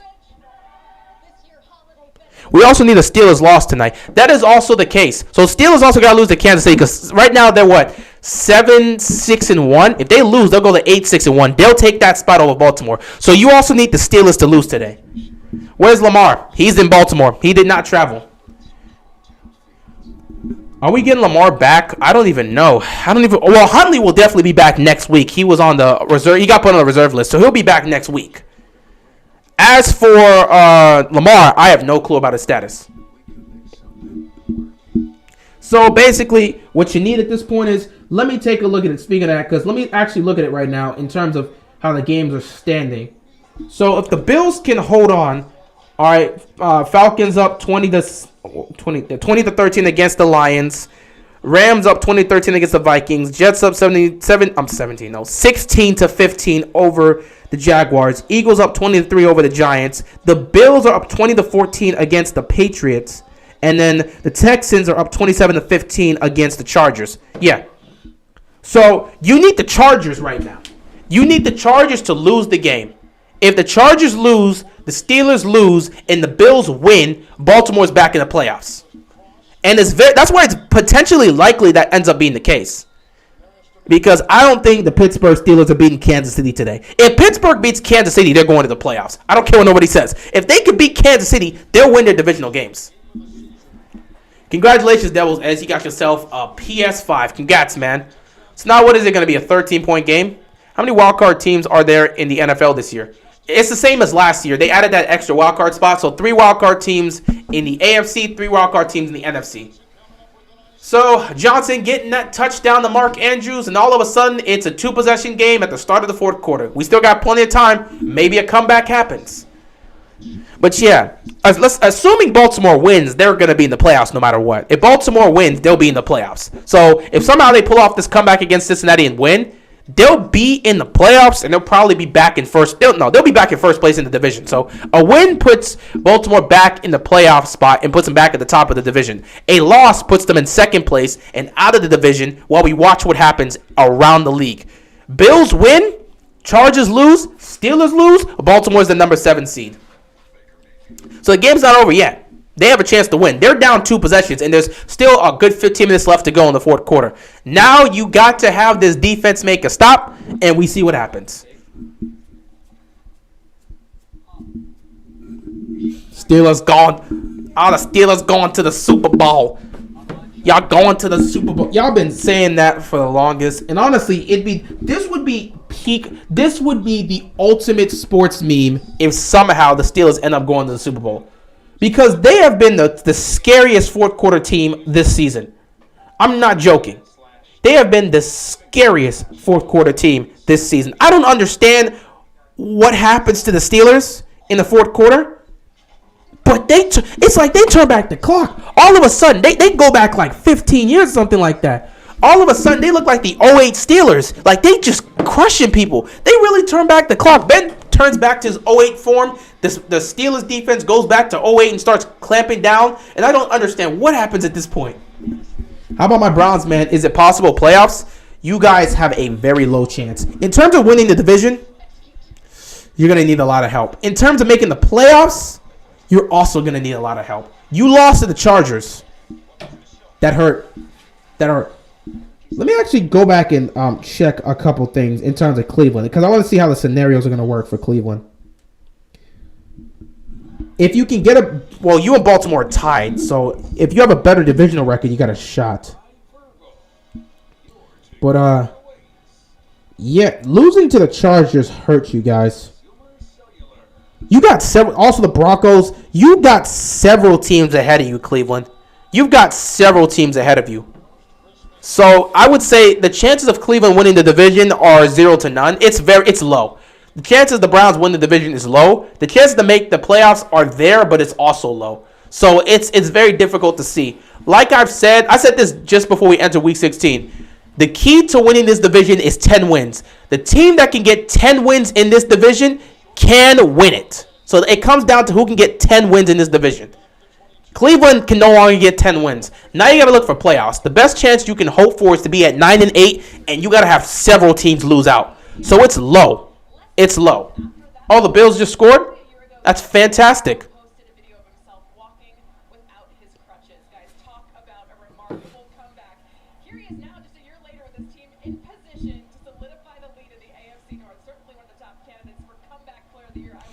Fourth quarter steal, but they take it back to '08. Like, they really go back to a hood classic. They go back and they turn it to the '08 Steelers for no reason. And Ben all of a sudden just looks different.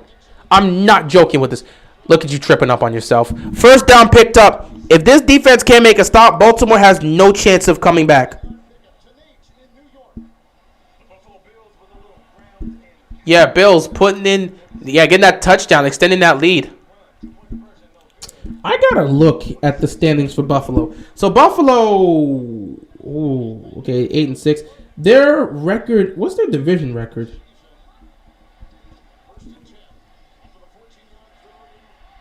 Another first down picked up. Again, if this defense can't make a stop, it is what it is. Don't watch ESPN this week. I don't even watch ESPN, so I don't really care. You streaming Steelers Chiefs? I don't think I'll be able to stream Steelers Chiefs. Because I have to go somewhere after this. So, I'll probably be able to catch a second. I don't know if I'm going to be able to stream Steelers Chiefs. Because I got to handle something after this. We'll see. I'll try to work around my schedule and see if I can come back and pull off that Steelers and Chiefs one. But we'll see. I'm not going to promise anything, but we'll see what happens. I feel so much pain as a Pats fan. You'll be fine. You're going to make that tackle? Oh, you actually made that tackle. I thought he was going to break out of that tackle. Second down here. Ravens defense at some point has got to step up and make a stop.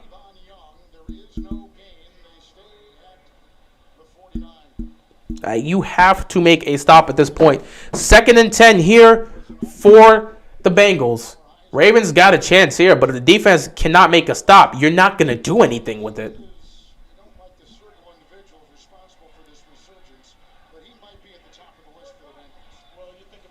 Bengals have nearly 500 yards of total offense. For our AFC North winner playing Colts first round. Oh, yeah, Colts will take on. Ooh, Colts getting that would be disgusting. 2nd and 10, a quick throw here to Tyler Boyd, and he's going to pick up the first down. He's going to take it the distance. Baltimore's defense can't stop a nosebleed. Right now, they can't stop anything. This secondary is paper thin. They cannot stop a damn thing. So Cincinnati's probably going to put up points. The best you can hope at this point is that they hold off and give up a field goal because they're not stopping these dudes. They're not going to force them to punt. And now Tavon Young is holding on. Oh, God. Tavon Young got injured on that play. He's kind of holding on to his side here. I don't know if he was holding on to his pec, but he looked injured. If Tavon Young just got injured, then my God. Are the Chiefs the best team right now? No, the Chiefs are not the best team right now. You might want to give it to the Packers at this point. With the way they're playing, Packers might get it. Honestly, I don't even know if you can pick a definitive best team in the league right now. I don't know if you can pick one. I don't really know if you can pick one. Colts are tough this year. Absolutely. They are definitely tough. 1st and 10 here. At some point, you just got to hope the Ravens defense can make some sort of stop. See, that's a solid tackle right there. You don't give up any more yards than that. He's going to pick up about 5 yards 2nd down here. If you cannot stop him from scoring, at least hold him to a field goal. At least that keeps it a 2-possession game. I low-key have a strong feeling that the Dolphins might barely sneak in the playoffs as a 7 seed. I wouldn't be surprised. Who's winning? Cincinnati. Nothing's changed, Romeo. Still Cincinnati. They've been leading the entire game. Well, they've been leading since, when they took that 10-7 lead, that's when they started leading, and they've been leading since. Packers could have easily lost the last 2. Just got extremely lucky. Hey, it's the NFL. Every team gets lucky. Just going to let Jamar Chase go free. Look at that. Let this man go free, and just like that, they're inside the red zone. This defense can't make a stop. This is just sad. You see the offense putting in the effort, but this defense is a joke. This defense is a joke. It is a joke, and I'm saying it's a joke because there is no heart from these players. How could you play like this, my friends? How could you play like this? I'm not expecting to go out there and make a stop every single time, but can you make one? I'm saying it's a joke because you have yet to make one stop the entire game. I just want one. I just want one. Despite all the injuries, despite all the guys, make at least one stop, man. I understand we are decimated with injuries, but you don't have the pride, you don't have the Ravens' pride and the aggressiveness and the strength to make at least one stop. You've made 0 stops. Cincinnati has scored on every single one of their possessions. They just came from a possession that went 20 plays and over, it's like 18 or 19 plays and over 10 minutes. Can you make one stop?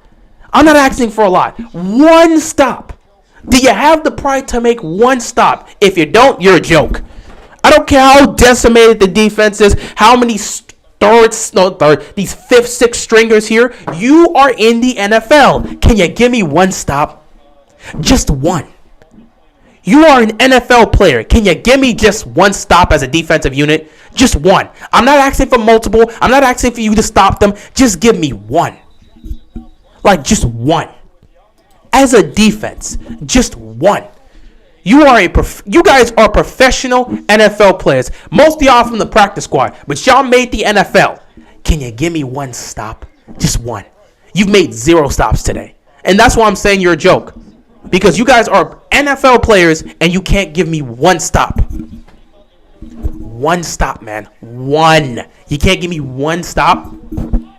Joe Burrow is 7 of 7 for 68 yards on this drive. One stop. Oh my goodness. This is a joke. 8 of 8 on this drive, and he gets another touchdown. Once, and it's T. Higgins again. You can't give me one stop? Y'all are professional NFL players, and you can't give me one stop? My God, y'all should be ashamed of yourselves. That's not fighting. That's not fighting.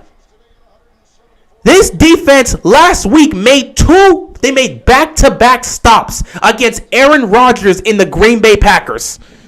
But you can't give me one stop against Cincinnati? No. Also, funny thing is now, I didn't even think about it before, but now I think I understand why people were coming after Wink Martindale. You remember what Wink Martindale said coming into this game? When they said, do you think you should try to double team Jamar Chase? Well, or run a similar game plan to what you did with Devontae Adams. Well, that guy right there is one of the top 2 receivers in the game, and he's not number 2. So I don't think we really need to do that with Jamar Chase. Not to mention, I don't think they're making the Hall of Fame jacket for Joe Burrow this week, so I think we're going to run our game plan. Yeah, maybe saying that wasn't the smartest thing to say, Wink. Maybe you motivated them a little bit extra, and now they're carving up your defense. My God. This is the sad part right here, man. We're going 8-8. Nobody. We're going 8-9. We got 17 games. You got 2 more weeks of this. This is sad. 34-49, 449 pass yards and 4 touchdowns. That is pathetic. I understand this team is decimated with injuries, but you guys are NFL players. You're telling me you can't get one stop? We saw you in Baltimore last week get back-to-back stops against Aaron Rodgers and the Green Bay Packers, but you can't give me one stop in Cincinnati? Really? Wow. Congrats, Cincinnati, on taking and probably clinching the AFC North. They don't clinch the AFC North today. They don't. It's going to come down to weeks. The way they'll be able to clinch it, Baltimore needs to lose next week. Pittsburgh needs to lose next week. Cleveland needs to lose next week. Cincinnati needs to beat Kansas City. If that happens, they clinch the AFC North. If not, it'll come down to week 17. This is just sad. T. Higgins, 11 catches, 174 yards, and 2 touchdowns. Oh, my goodness. They have over 500 yards of offense. I can deal with the yards. My problem is you can't give me one stop as a defense. Where is the pride? You're decimated with injuries. I'm not asking for you to do a lot. That's my thing. I'm not asking for you to do a lot. I'm not asking for you to do a lot. All I'm saying is make one stop. You can't make one stop, but you made 2 last week against Aaron Rodgers and the Packers. Really now? You can't make one stop? You really can't make one stop? Wow.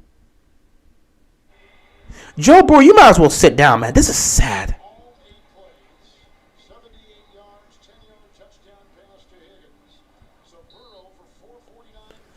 You have not stopped this man at all. This is sad.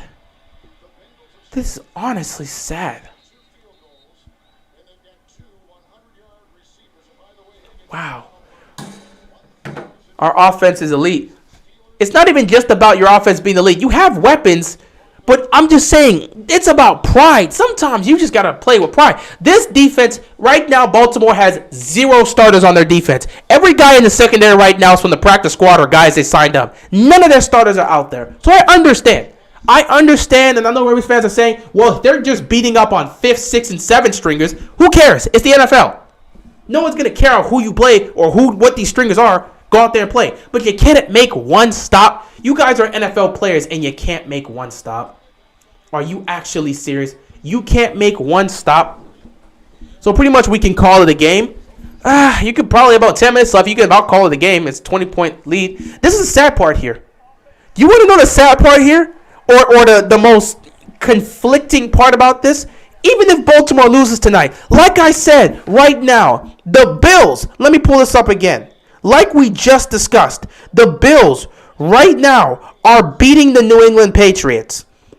They are leading in that game right now. Where is it? They are leading in that game 26-14 with 8:21 left to go. If the Bills hold on, they win that game and advance to 9-6. Meanwhile, the Texans are up 27-23 with the ball, 3:22 left. If somehow the Texans hold on and they beat the Chargers will fall to 8-7. Next up, you got Kansas City. The Steelers taking on the Chiefs in Kansas City. If the Steelers lose that game, they lose. So here's the cruel part about this situation. Baltimore is going to potentially lose their 4th straight game. They're getting blown out by Cincinnati. They're going to fall to 8-7. And if the Chargers and the Steelers lose today and the Bills win, Baltimore's in the playoffs. What type of cruel reality is this? Is this a joke? What is this? What is this? Keeping it real versus Engraven. We ain't doing no verses. Engraven the homie. Engraven is the homie. I ain't doing no verses with him. We ain't going at it. He's the homie. Now that the Dolphins win on Monday. That is true. If the Dolphins do win on Monday, they will take the 7th spot. But I'm speaking of in terms of today. So in terms of today, Baltimore could end up being the number 7 spot in the AFC come the end of Sunday. And then the Dolphins can end up taking that. Who, honestly, they deserve it more than us. Oh, God. Just please put this game on ice. This is a joke. Oh, my goodness. What was even that play call? Why are you trying to run with Josh Johnson? What is wrong with you? Like, what is actually wrong with you? Why would you do this?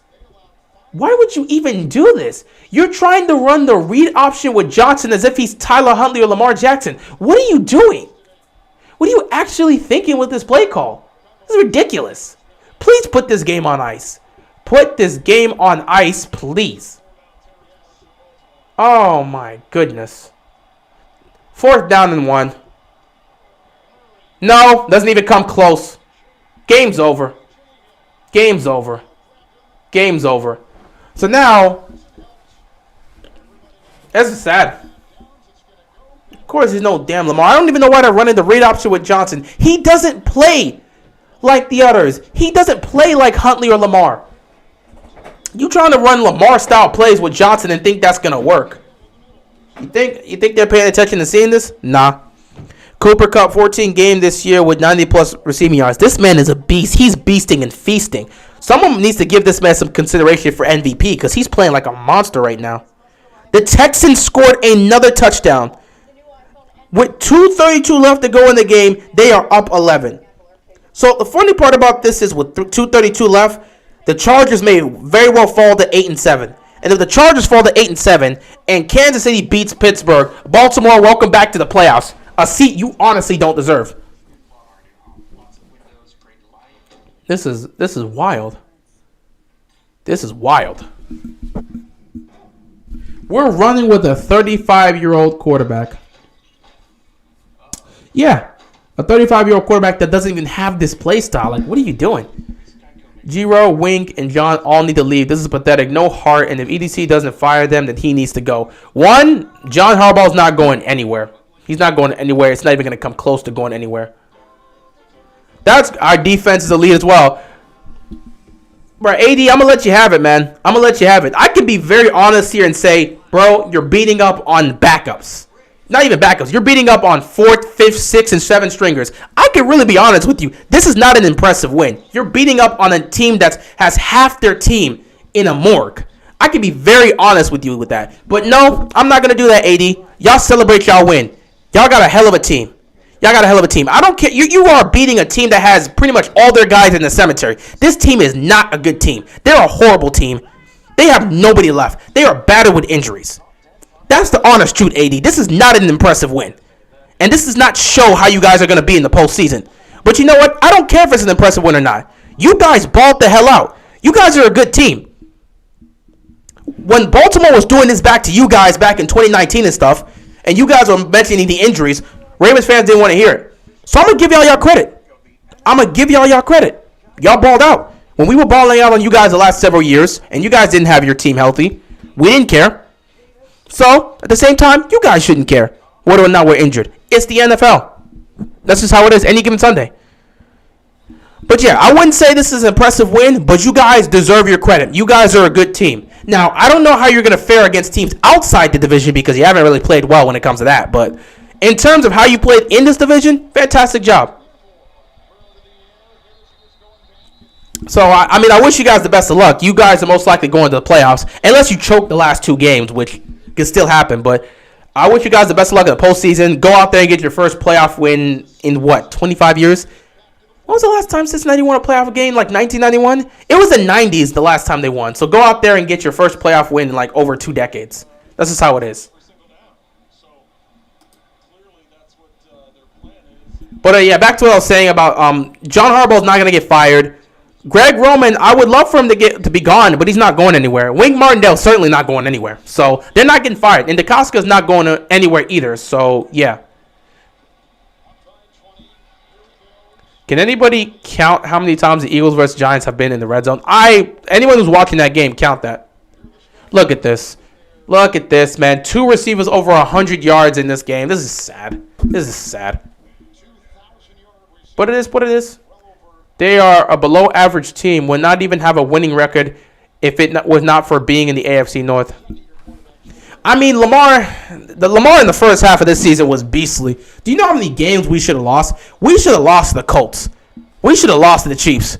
We should have lost to the Vikings. We pulled off those double-digit comebacks, and Lamar was a beast in those games. So there were multiple wins we should have just not had, but Lamar was playing out of his mind in the first half of the season, and we ended up getting that. On 3rd and 18, I don't care anymore. On 3rd and 18, you give up the first down. You're not even trying anymore. You're not even trying anymore. There's no heart. There's no passion. There's no soul here. That's just sad. Great channel, man. I've been here for about 15 minutes or so now. Very good channel, knowledgeable and entertaining from a battery. I appreciate that, Ted. I appreciate that. I know, but if John and Wink stay, then G-Roll needs to go. He's not going anywhere. The franchise is going to chalk it up to injuries and say Greg Roman's a great offensive coordinator. There's no problems. We're all good. Injuries ruined the season. We're going to run it back with Greg Roman next year.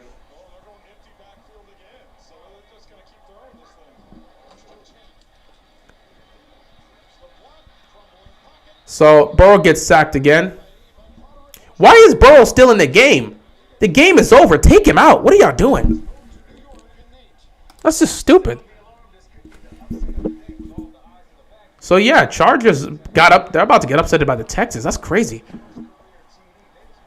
Bengals will win the division. Prove me wrong about the AFC North not being impressive than the other AFC divisional conferences. Our division is not more impressive than the AFC West. The AFC West would be considered more impressive than our division. Especially because you have 3 of the 4 teams in the division are battered and beaten to hell. Baltimore's team's in the morgue. Pittsburgh's team has half their squad in the morgue. Cleveland's team's offense is basically in the morgue. Defense, they've lost guys. And Baker is battered and beaten to hell. Another touchdown. Oh, my God. You guys are a joke. You guys are a joke. This AFC North division is terrible. The AFC West is better than us. Don't even try me with that. It looks competitive, but nah. The AFC West would be better. This man literally threw it up to Tyler Boyd, and the defense couldn't make a stop. Like, he just chucked it up there. It wasn't even, he just chucked it up there. He just chucked it up there. And the defense didn't even try. Look at this. Look at this embarrassment. Wow. This might be the most embarrassing loss we've suffered in like 3 years. It's been a long time since we've lost like this. Over 500 passing yards and 5 touchdowns. How do you get embarrassed this bad? Congratulations, Ravens. This is where you are at this point. This is where you are. This is an embarrassment. This is an embarrassment. This is actually sad. If the AFC North was healthy, hands down would be the best division in football if healthy. Absolutely. Absolutely. Yeah, if healthy, absolutely. Honestly, why don't they just call it game? You never call it game. And why would they just call it game? You got to wait till the time's up. That's just how it is. Joe Burrow, the AFC North daddy. Nope. Carlos, that is incorrect. You can't say that if he hasn't won anything yet. Let him win the division. First of all, he has to win the division. Then he has to win the division multiple times. You can't be saying that. Y'all really just like to jump the gun. This is why players say fans' attention spans is like 5 seconds. How the hell are you going to say Joe Burrow's the AFC North daddy based on this?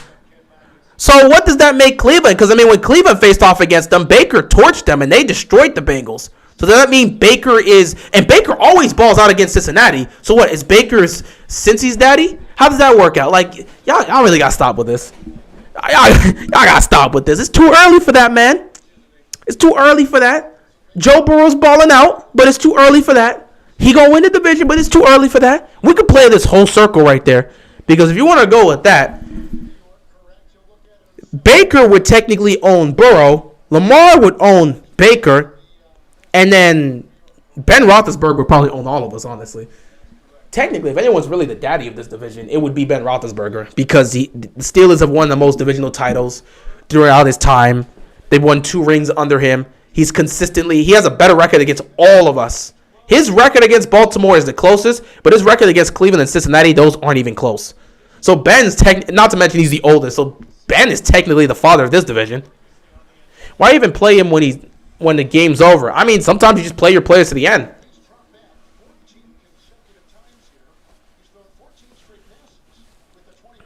Kenji's your cousin? If that's the case, man, hey, I know you want to see him play if that's really the case. What? Incomplete pass. I didn't even look at the replay. Damn. Well, I guess that makes it look at least a little bit better. You didn't give up that touchdown, so that's cool.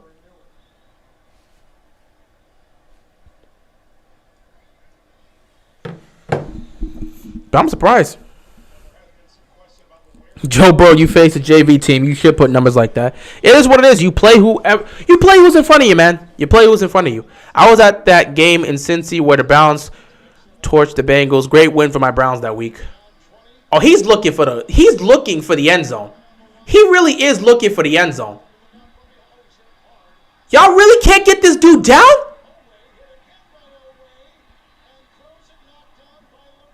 Wow. What are they even doing? Why are they risking this man out here for no reason? What are they doing?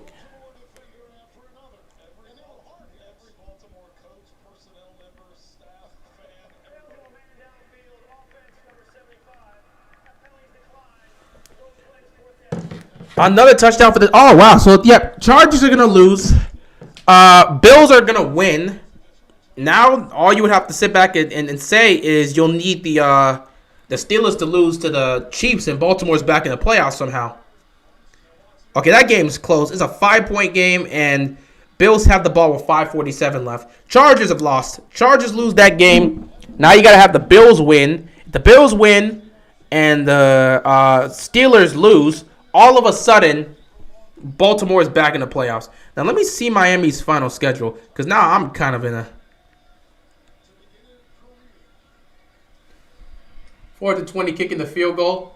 Okay, so that's been negative here. Wow, that's been negative.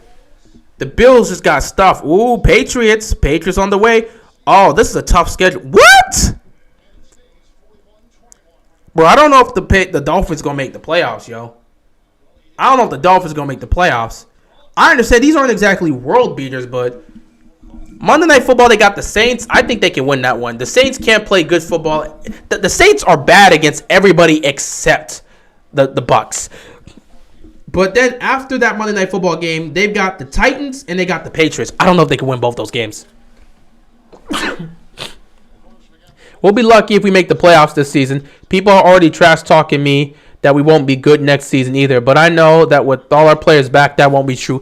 They're going to trash talk and say whatever they want. It really means nothing. It's just a bunch of meaningless words.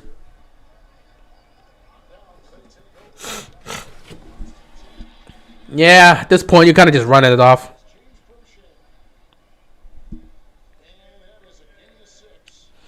It's been that type of day. So New England's got the ball. Let me see this though. If they're wait. Funny thing enough, no. If the Bills end up losing this, yeah, that's gonna put Baltimore won't be in the playoffs at that point.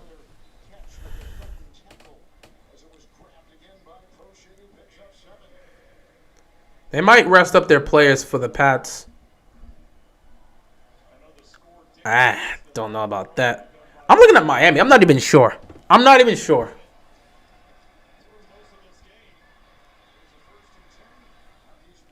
Yeah, this at this point, this is sad. Let me see this real quick. Yeah, Chargers have lost that game. It's over. Bills are gonna go for it on 4th and 1 at the New England 34.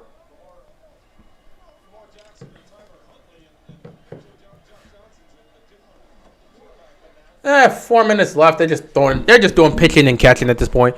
I got one of my friends trash talk to Ravens, but yeah, we managed to be almost on other teams' levels with our 4th or 5th stringers. Like, you can't really talk that much about them. True.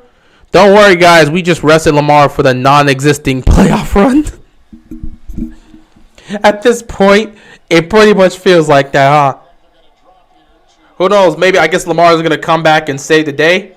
Lamar's going to come back on some magical run, win the last 2 games, and we make the playoffs, go on a run and win the Super Bowl. Is that what we're supposed to say as faithful, not as hopeful and positive Ravens fans? Who knows? It can happen. I did say if somehow they win the Super Bowl, we got to make a documentary out of it. But we'll see. Bengals need to lose against Chiefs, and Steelers play versus Browns next week. Yeah, this could very well help out. Here's what I need to happen. If we're talking about next week, Ravens play the Rams, and I don't think they're going to win that game either. Oh God, I don't even want to think about things. It's bad all around. Unless you're getting Lamar back next week, you don't have a shot against the Rams. Hell, maybe even with Huntley, you might have a shot too.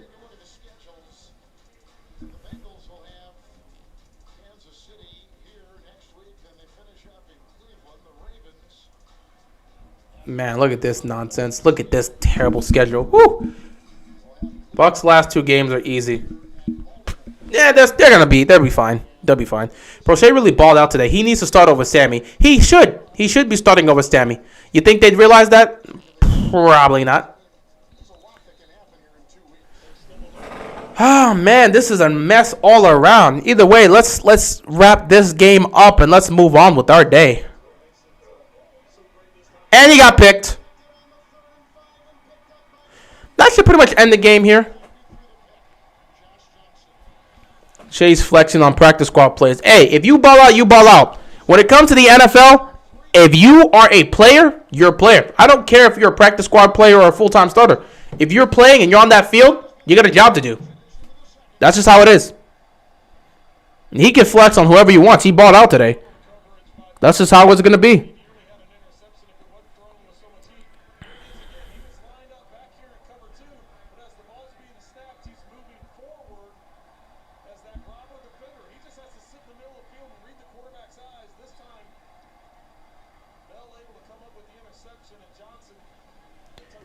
Oh, this is I'm not even sure what I can see to keep Burrow in. Like, there's no point. The game is over. Like, you're just putting him at risk for no reason.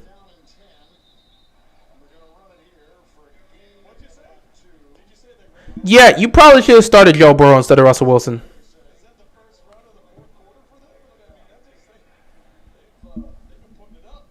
That was the first run of the fourth quarter. They've just been airing it out, and you've made no stops. This is an embarrassment. What an embarrassing loss. So I guess we're gonna have to pray for Lamar to come back and save the day, huh? Is that what's left at this point? Lamar has to pull up and save the day. You remember the Harbaugh Bowl? Of course I remember that. It was a Super Bowl. I constantly go back and rewatch that year. Fantastic. But it is what it is at the end of the day with that. Gotta let this clock wind. Meanwhile, the Bills right now. Ooh, the Bills. Ravens, man. Ravens just got embarrassed. It don't even matter. My Christmas was not ruined by the Ravens screwing up like this. My Christmas was perfectly fine. Why does this have to mess with the lights? Yeah, we got Pittsburgh and we got Pittsburgh. Oh, I'm gonna leave it like this. We got Pittsburgh and Kansas City up next. This week has been so weird. My week's been fine. Ravens, as a Ravens fan, has been confusing, but outside of Ravens, my week's been great. This man Chase really had 100 receiving yards against the Ravens twice. Hopefully next season defense got to be smart on him. Well, I mean, one, it would help when you have your starters, and two, it would help if you make the tackle. But yeah, for the most part, they got to find a way to actually deal with him. Like, it's another A.J. Green situation. They got to find a way to cover this guy. It's literally another A.J. Green situation. But now you got Jamar Chase.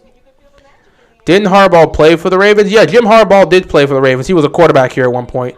What was it, 97 when he played? He did play as a quarterback for the Ravens before. Peace out, Isaiah. Bills got the first down, most likely ending the game. We'll see. Even if we do make the playoffs, there's no way we'll go on a deep run with this banged-up team. Ravens never give up, but it's reality. I'm ready for next season. Most people are ready for next season.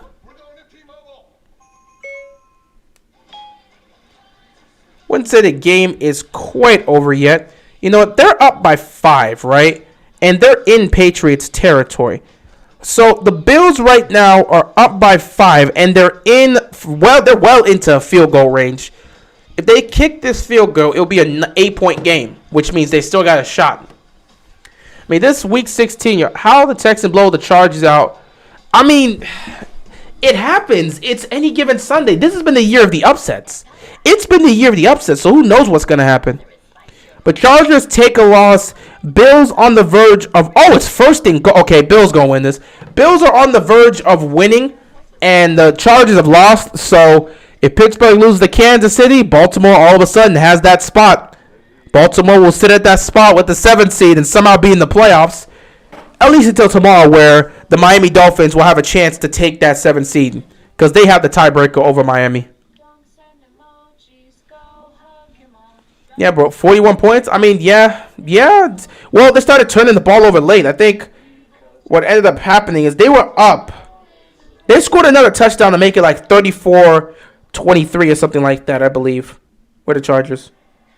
Yeah, they scored a touchdown to make it 34-23. And then all of a sudden they got the ball back, and I think Herbert threw a pick. The Bills have scored a touchdown. Okay, so despite the fact that the Ravens are losing, somehow the football gods have decided to reward them. They can't lose for winning. No, they can't win for losing, but they can certainly win for losing in this case, because I'm looking at this situation. Baltimore is getting blown out against Cincinnati. They're about to drop to 8-7. And the funny part about this is, despite the fact that they're about to drop 8-7, they will still be in the playoffs. Another big play. This is just sad. They are just airing it out. I'm going to say this right now, Cincinnati. Enjoy this. I just hope this does not come back to bite you in the postseason or bite you in the last 2 weeks. Woo! Can you imagine they're at the highs of their highs and somehow they end up missing the playoffs? Or they get to the playoffs and they embarrass themselves? I hope that's not the fate that is waiting for the Bengals, but we'll see. They did not stop this team once this game. Cincinnati has scored on every single possession.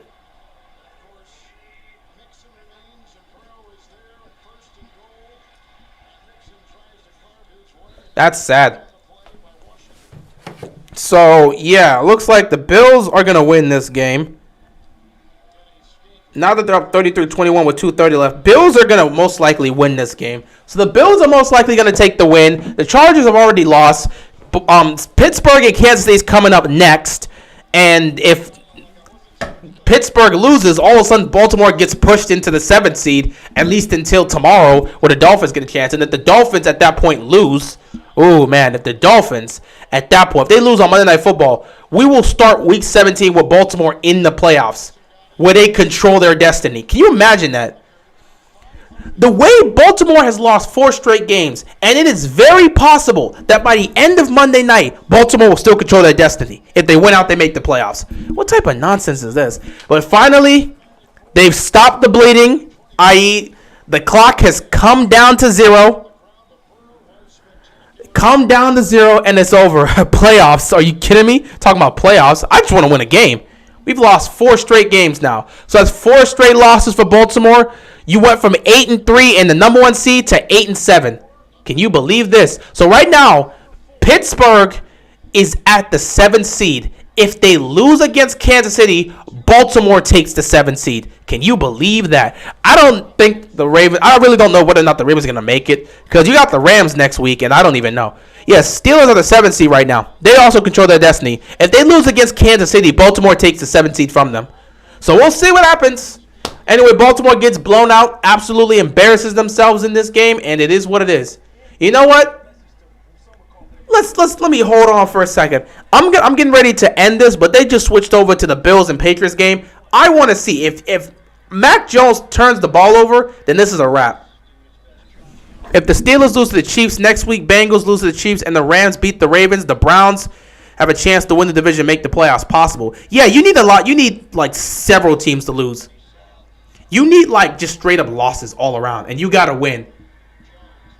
Well, that's the one thing that comes into it, Cleveland. You still got to win. Like, it's nice, but you still got to win those divisional games.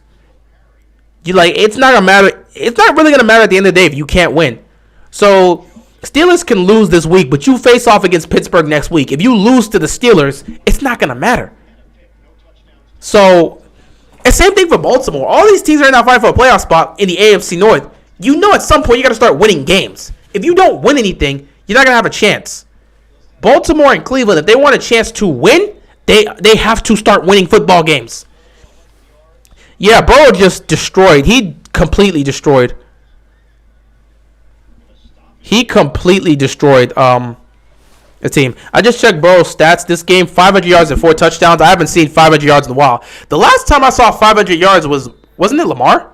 I don't know if anyone else has done it, but I think the last time I remember seeing 500 yards was Lamar. Because Lamar had over 500 yards. He had over 500 total yards and 4 touchdowns against the Colts in that 19-point comeback. I think that was the last time I remember seeing somebody put up 500 yards of offense, or seeing a quarterback put up 500 yards of offense. Other than that, I'm not exactly sure.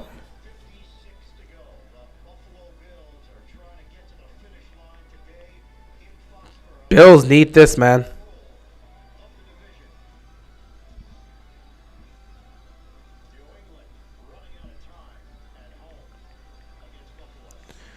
But yeah, at some point you gotta win. You gotta win. Like, it's none of this is gonna matter if you don't win. What about the tiebreaker? Raiders versus Denver. They're both 7-7 and playing at 425. Well, that's another one here. Okay, so here we go. That's a nice one. That is a nice one, Carlos. Nice pickup on that. If Denver wins, Baltimore still gets the 7th seed. But if the Raiders win, then Baltimore does not get the 7th seed. But I think that will push the Chargers instead back to the 7th seed. So that's just how it is.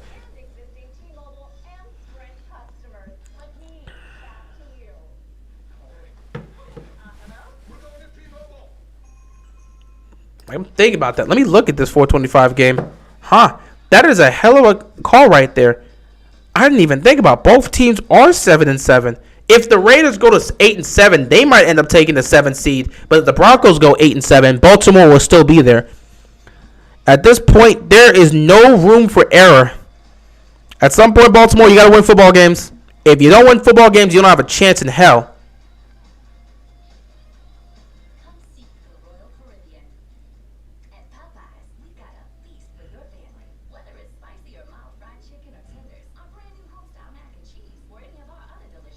Yeah, just this was bad. Oh my God, it's snow football in Seattle. That's nice. Steelers are a weird team. Everyone in the AFC is a weird team. It's been a joke, man. Steelers about to get whipped. We'll see.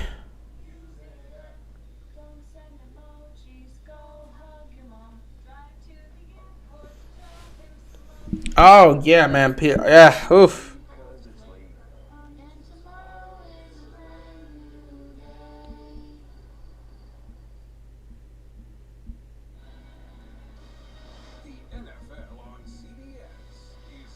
Yeah, this is, and of course, Bengals fans are trolling on our page on Twitter. But again, it is what it is.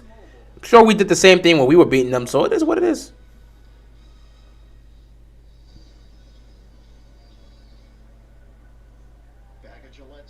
Yeah, it's bad. It's either Steelers squeak out a W or get blown out. I don't think they're beating Kansas City. Big Ben has 500 passing yards versus the Browns in the playoffs. That was last year. But that 500 yards really meant nothing. Oh, you just missed him. Couldn't get Hunter Henry right there. Mac Jones just missed him. That was fourth down here. It's game on the line. How bad is the trolling? As bad as it usually is. You know, them just gloating and stuff right there. It is what it is. You're used to it. You're used to it. That's just how it is. When your team's winning, you're going to troll. When your team's losing, you're going to be completely defensive. It is what it is. It's not even just NFL. It's just sports. Same thing happens in the NBA, especially in the playoffs. They start trolling when they start putting superstar stat lines. Good game. The better team won. It's just our time to take over the division. I mean, with everyone else injured, I would assume you should win this division. If everyone else is healthy, we would be having a different conversation potentially. But, like, you guys are the only healthy team. I'm not trying to take away from what the Bengals are doing. I expect y'all to win this division. Every other team in the AFC North is healthy. So it's hard for me to sit there. The better team definitely won because you have your players. But you guys are easily the healthiest team in the AFC, in the AFC North. No one else is healthy here. Like, bro, I understand good game, GG for you, man, but I don't really... Excuse me, I should drink some water. I've been talking for like 20 minutes straight. I'm not sure you want to be flaunting saying what a better team won, it's our time in the division. Because now everyone's like, it's your time in the division. Oh, so it took Baltimore, Cleveland, and Pittsburgh to suffer major injuries to several starters for Cincinnati to finally get them time. That's not something you want to be saying, bro. Like that's not a positive thing to gloat about. Congrats to the Cincinnati Bengals for getting the win. Well done. Congrats to y'all, but I'm not going to go around gloating saying, yeah, we got this. It's finally our time in the division. Really? It's your time to take over the division now that we beat the Ravens with Lamar and without him. Yeah, you beat the Ravens with Lamar while this team was still riddled with injuries. Defense was decimated. Offensive line was decimated. Still missing several receivers. Bro, congrats on winning the game. I gave you that. But you understand Lamar is one player.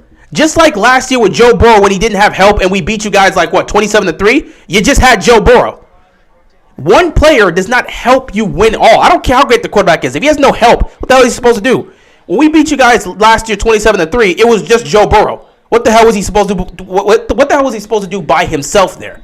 So I gave that. I said, despite the win, Joe Burrow was fighting for his life. It's unfair. He was just out there by himself. I don't care how great the quarterback is. If he has no help, what do you expect him to do? Joe Burrow didn't have help when we beat y'all 27-3.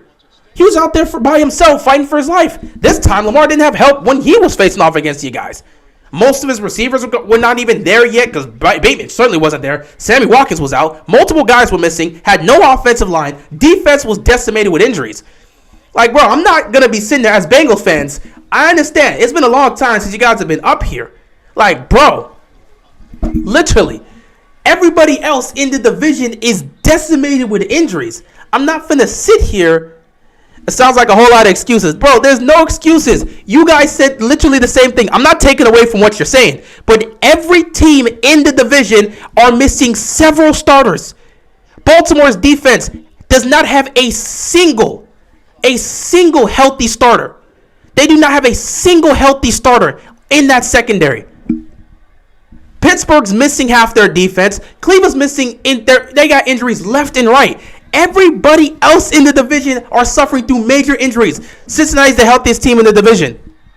congrats on the win, but oh, that's picked. Congrats on the win, but I'm not going to sit here and say the time is going up here. Congrats. Way to go. Glow. But guys, be sensible fans. Take the win. I'm not saying don't take credit of it. I'm saying keep that in mind. You still won the game. I don't give a damn how bad Baltimore's team is. You still kick the crap out of them. I'm not taking that away from you. But context matters in the situation. I literally had the same conversation with Cincinnati fans when you guys had no secondary. When Lamar was completely decimating that secondary, they're like, bro, we have nobody there. And I'm like, I understand. You're right. You have nobody there. It's unfortunate. Your entire secondary was decimated. You didn't have your defensive line when Lamar was playing you during his MVP season. It was tough. You had no injuries right there. No quarterback at that time because Joe Burrow wasn't drafted. I understand. And I said, yeah, you're right. Baltimore beat up on a terrible Cincinnati team that was suffering through injuries. It was unfair. And everybody knew it was unfair. But at the same time, you won the game. They won the game, so get them credit. So that's the same thing I'm saying here. You won the game. We are missing players. No, you were missing. I'm talking about in 2019. AD, you're not hearing me, bro. AD, in 2019, when you guys were riddled with injuries and you had nobody there and Baltimore beat the crap out of you, you Cincinnati fans were saying, bro, we don't have anybody here. Our entire secondary is gone. Our defensive line has nobody. You beat up on a practice squad defense. And I said, you are absolutely right. When Cincinnati fans said that to me, that you guys had no secondary, no defense, you're beating up on practice squad guys, I completely admitted that. And I'm saying, you're absolutely right. If Cincinnati's defense is healthy, we're not blowing you guys out. That's absolutely sure. But at the same time, you play who's in front of you. This is the exact same situation.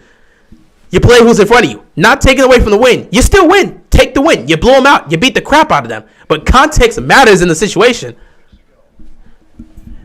Bro, you're sitting there. No, you're sitting there and saying you're the better team and all this other stuff and saying like, oh man, injuries don't play a factor in this.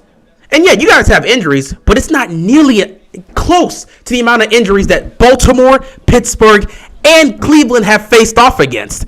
Put some context there. It's okay to put context in the situation, and at the same time, it's okay to glow. You can be like, yeah, you're right. These teams are not healthy. Baltimore hasn't been healthy the entire season. Pittsburgh hasn't been healthy for half the season. Cleveland stopped they stopped being healthy after week 5. None of these teams are at 100%. Well, not even close to 100%. None of these teams are even at 50%. These guys are riddled with injuries left and right. But at the same time, how is that Cincy's fault? You guys are just trying to make the playoffs and do your thing. I get it. Baltimore's decimated with injuries. Pittsburgh's decimated with injuries. Cleveland's decimated with injuries. But what does that have to do with Cincinnati winning games? Our team's healthy. We're fighting for the playoffs. It's a competition. Just because I'm sorry you suffered those injuries, but at the same time, Cincy's trying to make the playoffs, why should they feel bad for a Baltimore team dealing with injuries? You can give context to a situation and still be happy your team won. That's what I'm saying. Don't sit back and be like, oh, yeah, injuries don't play a factor. We're much better. You can sit there and say, you know what? If Baltimore's healthy, if Pittsburgh's healthy, if Cleveland's healthy, the game's probably closer. But despite them not being healthy, I still felt that if they were healthy, yeah, sure. It'd be closer, but I still feel my team would win. Like, as a Cincy fan, you can be like, hey, I get it. You're not healthy. We beat up on a terrible team. It's not an impressive win. But at the same time, a win is a win in the NFL. And I get it. If Baltimore was healthy, if Cleveland was healthy, if Pittsburgh was healthy, the game would probably be much closer than what was presented.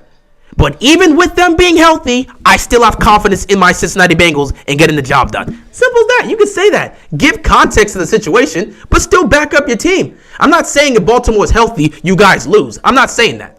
I'm saying you're beating up on a bad squad. Don't sit here and pump your chest as if like you're this best team, especially with how some of these tougher teams like the Colts and the Chiefs are in the AFC. You're literally dealing with a division that is decimated with injuries.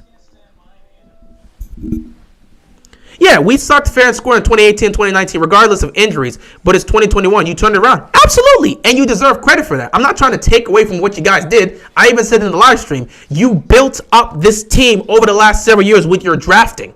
So obviously you're good. You turned it around. You're a good football team.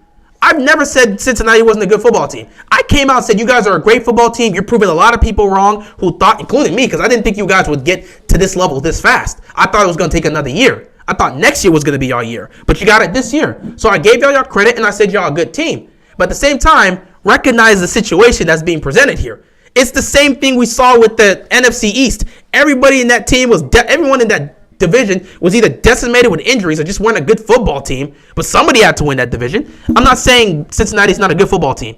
I've come out and said, you guys are the most well-balanced team in the AFC North, but context matters. Baltimore is decimated with injuries. Pittsburgh is decimated with injuries. Cleveland is decimated with injuries. That context matters. It doesn't take away from you guys being a good football team. You're still a good football team. But recognize the situation. I was addressing this in terms of you saying, oh, it's our turn to take over the division. Pump the brakes, man. You win the division, congrats. But don't all of a sudden say, well, now that we got this, we're going to take over the division. Pump the brakes, man. Pump the brakes. It's nice to be happy, but don't just assume that, oh, we're far better than these other teams because we're blowing them out. Like, context matters, man. Context matters. You're a good football team. Cincinnati is a good football team. What you guys have done the last several years to rebuild this Cincinnati squad, fantastic job. I gave you credit. You guys came together faster than I thought you were. I thought it would take another year, but you got it done this year. Fantastic job. You're a great football team. Joe Burrow's a great quarterback. You have talent all around. You guys are gonna make it to the playoffs. You're most likely gonna win this division. Take pride in that. But at the same time, context does matter in the situation. Which is why I always try to tell people, when you look at the situation, don't be gloating about, like, don't be like, you can be happy and say we won the game and show pride and be proud of your team for winning that game. But don't be gloating like your team is far, far better than them. When you went against a team that's decimated with injuries. When Baltimore was doing this to you guys in 2019, I wasn't saying that. Despite the fact that we were decimating you guys, I also said that the team is decimated with injuries. It's fine to root for your team and, give them credit and be proud of them, but at the same time, you got to understand context matters. Don't you notice how we're always on other team's chest to see if they're legit? It's the same with us, and it's the same with the Steelers. When you're consistently winning in this league, it is what it is. We're definitely taking it over, bro. I'm sorry if it hurt. It's not about hurting your heart. Like, you have to be on. This is what I'm saying. Y'all fans just like to be blind, and y'all just assume these things. Learn about the context of the situation. What's wrong with just accepting where your team is, being happy, but also being, understand the context of the situation. You, instead of just saying we're taking over, just say we're on the come up.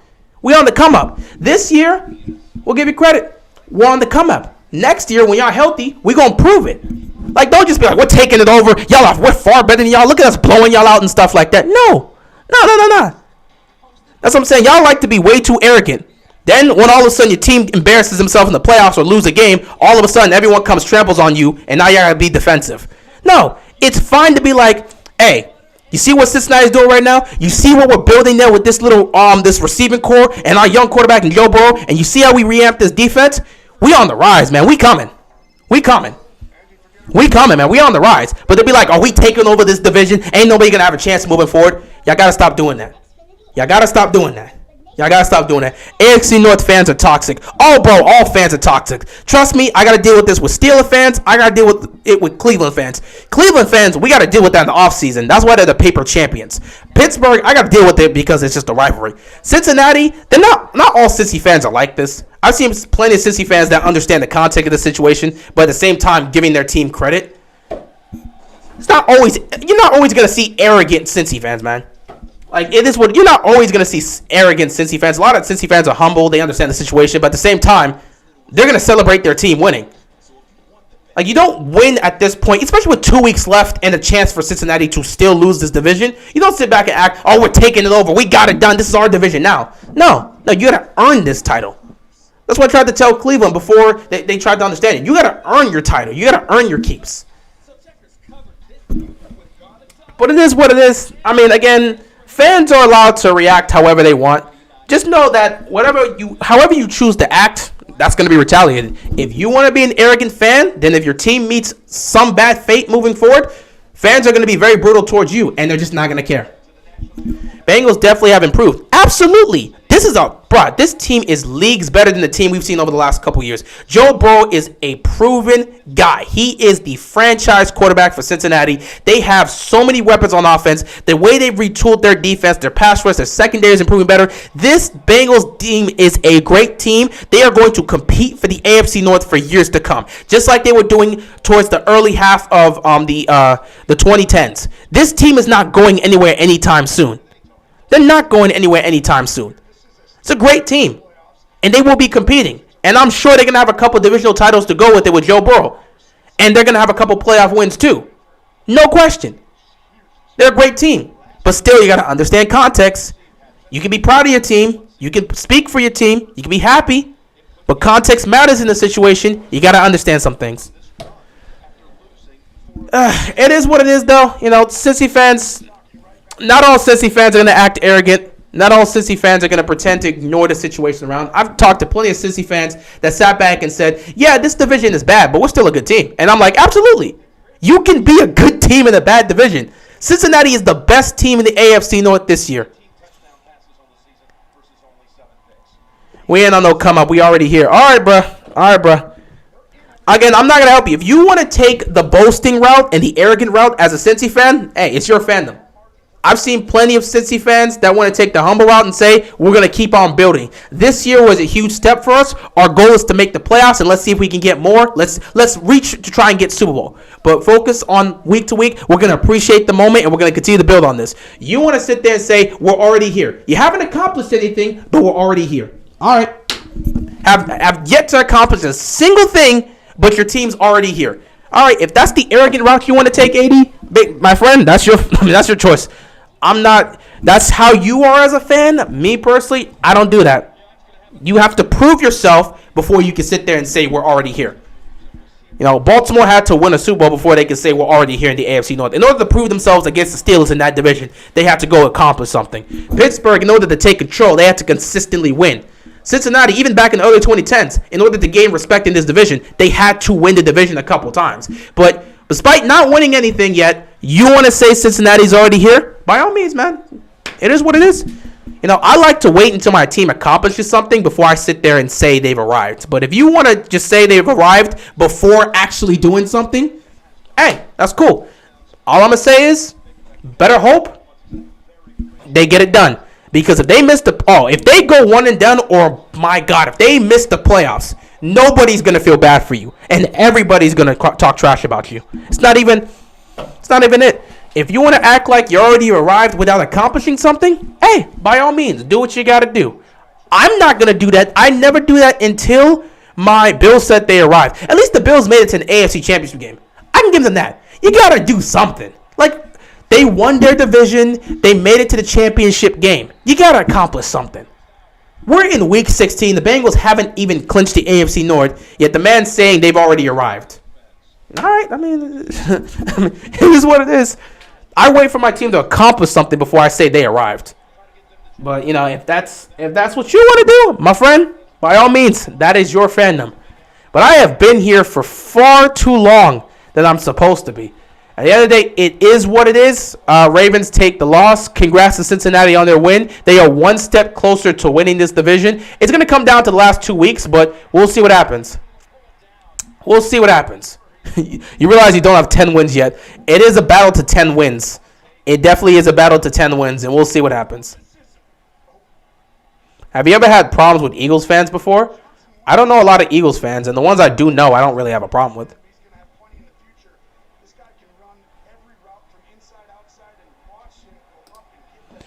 Bears said they arrived in 2018.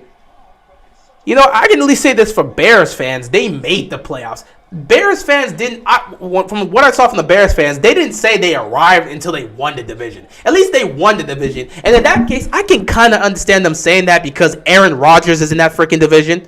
So I can understand them saying that. But even then, you don't say you arrived. But at the same time, they took the division from A-Rod, and they really looked like they could do something in the postseason.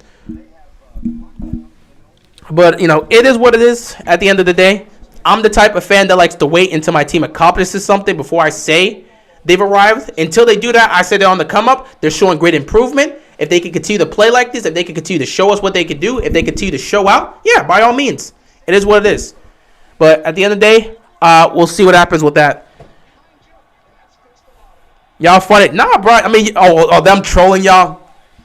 But hey, man, 80. Like I said, if that is who you are as a fan, who am I to tell you not to be that type of fan? If you want to be the arrogant fan that wants to pump your chest and say, "Oh, we've arrived," without your team accomplishing anything, do you, man? I mean, at the end of the day, I'm just giving my argument, my statement. It doesn't mean you should stop being who you are as a fan.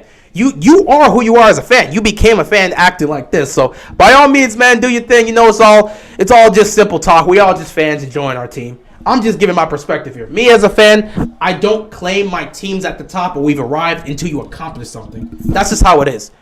Okay? I did the same. I did the same thing with my Ravens until I did the same thing with my Ravens until they won a championship with Flacco.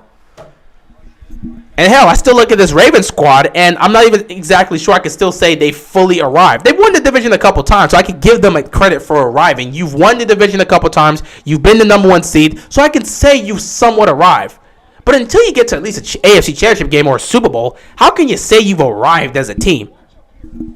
I don't know. It is what it is. Like I said, I can't help you with that. Everyone's their own type of fan. I'm not going to stop you from being the type of fan. There are different types of fans, and there are different ways people enjoy the game. I'm not going to stop you from being you, big dog. If that's how you are as a fan, you sit back and say, hey, my team hasn't accomplished anything yet, but hey, because we want to come up, I'm going to lean full in. We haven't done anything yet, but because it feels like they're on the rise, I'm going to just say they're already here. Without them accomplishing anything, I'm going to say they're already here. Hey, I can't blame you. It's all good. Everyone has their own style of how they present themselves as fans. I ain't going to get mad or blame you for that. Bengals have always been the worst team in the AFC. You're on top for once, and you're so cocky. Well, I mean, every fan has been like that. Let's not forget the Jaguar fans made it to an AFC Championship game, and the offseason, they were talking so much trash about how they were about to make a come up. They were already said, we arrived, we about to do this. Blake Bortles, who cares? He's good enough to do this, and that. It is what it is. When your team has been losing for such a long time and they haven't accomplished anything, all of a sudden, progress and success, or somewhat success, or leading towards success, hey, you're going to talk about that. And I don't blame them. But if your team is consistently losing and has missed the playoffs for multiple years, why wouldn't you speak up? Like the Texans, when they were on the rise, hey, I don't see a problem with why they would say that. But now they're in a different situation. That's just how fans are in general. When you're on the rise, you're gonna talk that talk. But when your team is just at the bottom, you can't say anything. As Count Dooku once said, twice the pride, double the fall. Pretty much. Again, that's just how it is. Same thing happened with Ravens fans. I remember the Ravens fans that sat back with such a level of arrogance in 2019 and just believed we were going to roll our way to the Super Bowl. And you saw, it was not even just from the fans, it was the players too. They just assumed they were going to roll to the Super Bowl. They got the number one seed and assumed that's all they needed to do. So many Ravens fans that pulled up, well, some of them were just fake Ravens fans. They just pulled up because of the MVP season. But some of those Ravens fans were like so arrogant. Oh, we've arrived. Look at us. We're number one seed. We going all the way to the Super Bowl. This, and that. They decided to overlook the Titans, both the fans and the players, and they got kicked in the mouth. So, hey, we fell hard after that loss. I hope that's not the case for Cincinnati. But, hey, if their fans want to be arrogant, I just hope you have a happy ending. Because if you end up missing the playoffs, nobody's going to feel sorry for you. And everybody will be laughing. So, hey, do you, man, do you. But, yeah, I'm going to cut it off here, man. This has been fun. Hope y'all feel better on Tuesday. I feel great right now. Like I said, if you've been through this live stream, I have not been mad. I know a lot of people are mad, but I have no reason to be mad. It is what it is. We did accomplish something this year. We already sweep the Ravens. Sweeping the Ravens isn't really a goal. Do you understand how the AFC North works, man? How long have you been a Bengals fan? And more to come. We're not done. That's light work. Trust me, Bengals fan. We're going to talk. Bro, obviously as a fan, you're going to talk whatever you want to say, win or lose. But you understand sweeping the Ravens is not that much of an accomplishment. What? Do you understand how the AFC North works? Do you understand how you get respect in the AFC? How long have you been a Bengals fan? You understand the reason you guys got respect throughout the first 5 years of the decade is because you won the division multiple times. Sweeping a divisional rival does not gain you that much of an accomplishment. That's not really an accomplishment. You swept the Ravens. Congrats. No, winning the division is an accomplishment. Once you guys have won the division, speak whatever you want. But sweeping the Ravens is not going to mean much, bro. Like, 80, you understand, sweeping the Ravens isn't going to mean much, especially if you somehow end up missing the playoffs. Because that's not a good look. Well, we swept the Ravens, but we missed the playoffs. No, man, that's not accomplishing something. It's not really much of an accomplishment. I mean, if you want to take it, you could take it. But in the AFC North, we don't use that as an accomplishment. That's not what we've built for this division. Like, in terms of AFC North pride and just what we've built this division upon, winning the division garners you respect. Like, winning this division garners you respect. Winning this division is an actual accomplishment. So that's why I'm telling Cincy fans, hold up. I'm not saying you can't celebrate. Hold up. Like, even Bengals fans know this. Longtime Bengals fans know this. The way you gain respect in this division is by winning the division. At that point, when you are holding up the AFC North crown and you got the hats and the shirts that say we the AFC North champs, that is when you know you've accomplished something. At that point, whatever Ravens fans want to say, whatever Steelers fans want to say, whatever whatever Browns fans want to say, it doesn't matter. You're the AFC North champs. So once you win the division, then you talk about accomplishments. That's the one thing you have to do. Win the division. Bengals fans understood that when they won the division a couple times. Hell, what was it, 2015 when you won the division? You completely understood that. I don't know, man. I don't know how long some of y'all been Bengals fans or some of y'all been football fans, but there is a level of precedence in each division. Sweeping a divisional rival doesn't mean much unless you're in the NFC East. Once you are wearing those caps that say you are the AFC North champs and you got those t-shirts, now you know you've accomplished something. We've swept the Ravens multiple times, but the reason the Steelers are considered a measuring stick and are somewhat respected is because they have multiple AFC championship titles and their 6 rings. Yeah, there's a level of prominence here in the division. The Steelers have 6 rings. Baltimore has 2 championships within this millennium. There is a standard that we set here in this division. Hell, Cincinnati has won the division multiple times, despite Baltimore and Pittsburgh being overwhelming. Cincy has won this division multiple times. Why do you think people keep clowning Cleveland? They have no divisional titles. So no one's ever said they accomplished something. People don't clown Cincinnati that much because they've at least won this division multiple times over Baltimore and Pittsburgh.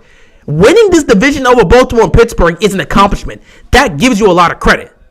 That's just how it is. Divisional title coming soon. Don't worry about that. And you speak for the Ravens, not for the Bengals fans. That's an accomplishment. Sweeping the Ravens and Steelers. Bro, I've talked to several Bengals fans. That's never been an accomplishment for them. That is an extra. That is something they look at and say is proud, but it's not something they gloat on. Especially if they end up missing the playoffs. I've spoken to Bengals fans. Sweeping division rivals does not mean much to them if they don't make the playoffs. You have to make the playoffs. Win the division and make the playoffs. So not just make the playoffs, but win the division. That's where I see Bengals fans going. I remember back in 2015, the same thing was being said. I remember these talks, and I have people I know who are Bengals fans. They're not just satisfied with sweeping the Ravens and the Steelers. That's not much of an accomplishment for them. If they win the division, oh, trust me, winning the division, they don't give a damn what none of the fans say. They won the division. They're the champs. You can't take that away.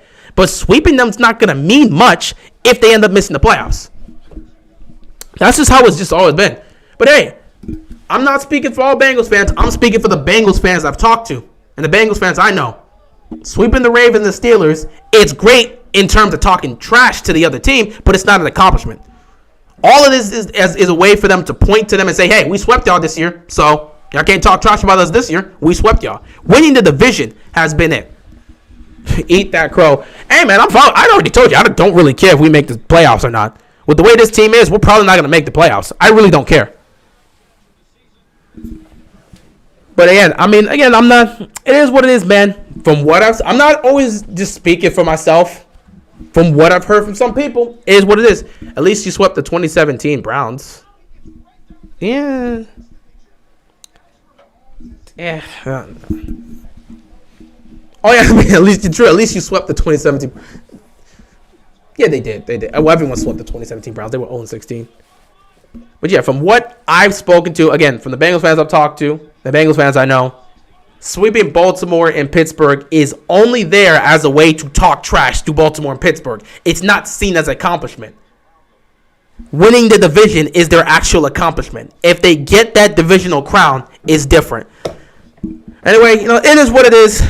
It's probably the most amount of time. I've always wanted to do this and go back and forth because, again, most of the time when you get arrogant Bengals fans, they just want to assume their team's just much better, and they just want to just act arrogant and cocky. I usually just say let it go, but it is what it is. At the end of the day, it is what it is. And that would be their only win, too. I mean, at the end of the day, it is what it is. It is what it is.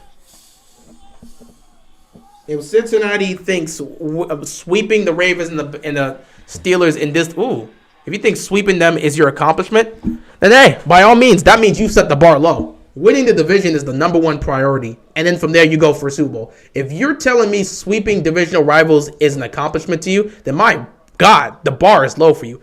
Heck, the Browns beat the Pats in 2012, but they're still considered a laughingstock. That is true.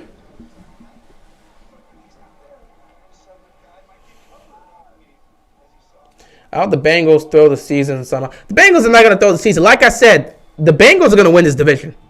That's not a debate. The Bengals will win the AFC North. That's not hyperbole. That's just how it's going to be. The Bengals are going to win this division. Like, let's not play around. The Bengals are actually going to win this division. So I don't think they're going to just throw anything. The Bengals are going to win this division. But they should probably, but again, still not guaranteed they win the division. I just think they're going to win the division. But it's a situation where you should wait until that moment happens before you talk. I don't know why fans like to speak early on before their teams actually accomplish anything. It just makes you end up looking dumb.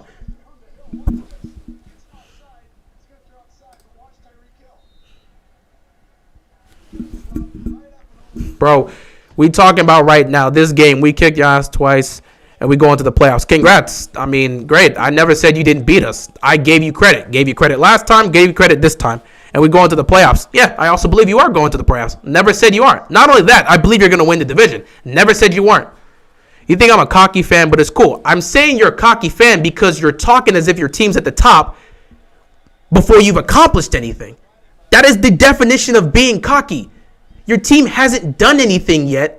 But because you've got this little success now, you're acting like you're at the top. That is literally the definition of being cocky. But it's cool. You don't know me. Obviously, I don't know you. You don't know me. I don't know you. But based on what you're presenting here, I'm not saying you're some cocky fan. I'm saying what you are presenting here in this stream makes you look like a cocky fan. I don't know you personally. You don't know me personally. We're just sports fans enjoying sports. But I'm only speaking based on what I've seen here. I don't know you personally. I don't know nothing about you. You don't know nothing about me. That's just how it is. But I'm saying what you're presenting here as a Bengals fan makes you look like a cocky fan. The definition of being a cocky fan is talking as if your team's at the top before they accomplished anything. That is literally what a cocky fan is. You haven't won the division. You haven't clinched a playoff spot. But all of a sudden, you're talking as if you're at the top. That means you're a cocky fan. I'm not saying you can't talk and be proud of your team. What I'm saying is wait. Y'all like to jump the gun too early. Wait. Bro, we got 2 more games left, man. Hold up. Once Cincinnati gets that crown, talk all the trash you want. Ravens fans, Steelers fans, Browns fans can speak, injuries this, injuries that. It's not going to matter. Because when your team has the hat, when your team is holding the hat, and they got the t-shirt that says AFC North champ, you can talk whatever. All I'm saying is, wait. If you talk before your team has done anything, you're going to look like a cocky fan. Wait until the Bengals win the division, then talk your trash. Y'all guys, you got to learn how the game goes, man. You got to learn how the game is. You can't speak about your team as if they're at the top without them actually accomplishing anything yet. You have to wait, man. You got 2 games left. I'm not saying it's going to happen, but what if Cincinnati loses these last 2 games and they miss the playoffs? What happens then? Now, you look like a cocky fan that talked trash 2 weeks beforehand, and your team ends up losing. I mean, obviously, as a fan, if that happens, win or lose, you're going to support them. But if that happens, now you're going to look dumb. So I'm saying, just give it time. You got to wait, man. You can't speak about your team being at the top before they've done anything. Let them win the division, then talk your trash. Whatever Steelers, Ravens, or Browns fans are going to say, it don't matter. At the end of the day, you'll be like, yeah, that's cool. Injuries? Yeah, cool. Injuries. It happens. We're the division champions. Oh, I'm sorry, you were missing your quarterback for several weeks? Too bad. We're the divisional champions.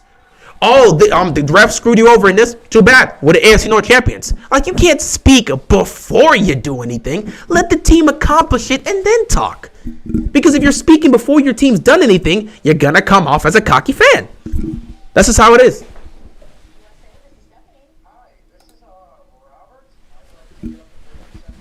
That's just how it is, you know. But hey, it is what it is, man. It is what it is. Wow, how long have I been here? How long have I actually been here? Shouldn't there be a timer on this thing? Oh, well, I've been here for a long time. I actually have to go and do some things. It's not 5 o'clock yet. I gotta head out and do some things.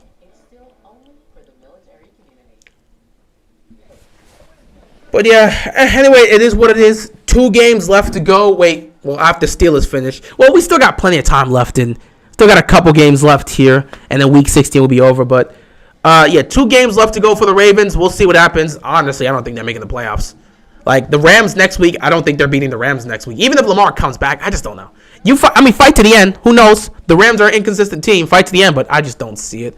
This might be a year where Baltimore misses the playoffs. But we'll see what happens. We'll see what happens. Streaming tonight? I will try to stream tonight. If nothing comes up, I will be streaming Sunday Night Football. If something comes up, I won't be able to. But if nothing comes up, I will be here on Sunday Night Football streaming, and we'll see what happens. But yeah, honestly, with the way I look at the situation right now with the Ravens, I just don't know, man. I'm pretty sure they're going to miss the playoffs. And we basically got no chance. Even if Lamar comes back, you got a shot to beat the Rams. The Rams are an inconsistent team. I picked them to win their own division, but they're still an inconsistent team. You have a chance, but you don't have anyone left in the defense, man. Like, what can you even hope for at this point?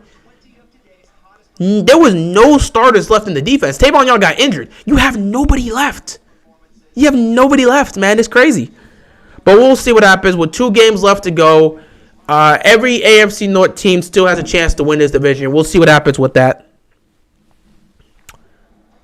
And we'll go from there. If you're a Ravens fan, I know a lot of Ravens fans have kind of already prepared for the offseason. If not, it is what it is. I hope my Tennessee Titans get Henry back so we can try to make a playoff run. We'll see.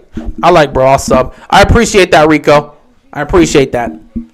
But yeah, with 2 games left to go for the Ravens, we'll just have to see what happens, man. We will really have to see what happens. I do not know what's gonna happen. Honestly, chances are they're probably gonna miss the playoffs. But it is what it is, big dog. Like, it is what it is. Anyway, I'm gonna call it here. I'm gonna legit call it here. That being said, I appreciate you guys stopping by. This was a long stream, and oh man, I got some work to do. I gotta head out and do some things. I gotta take care of some stuff around the house and stuff like that. It is what it is. But yeah, that is all I got. I will see you guys later, and we'll be talking about the Ravens throughout the week. With week 17 coming up, we'll see what happens. Will Lamar play? Will he not play? What will happen against the Rams next week? I don't know. We'll talk about that sometime next week. But with that being said, that is all I got, and I'm out of here, man. Peace.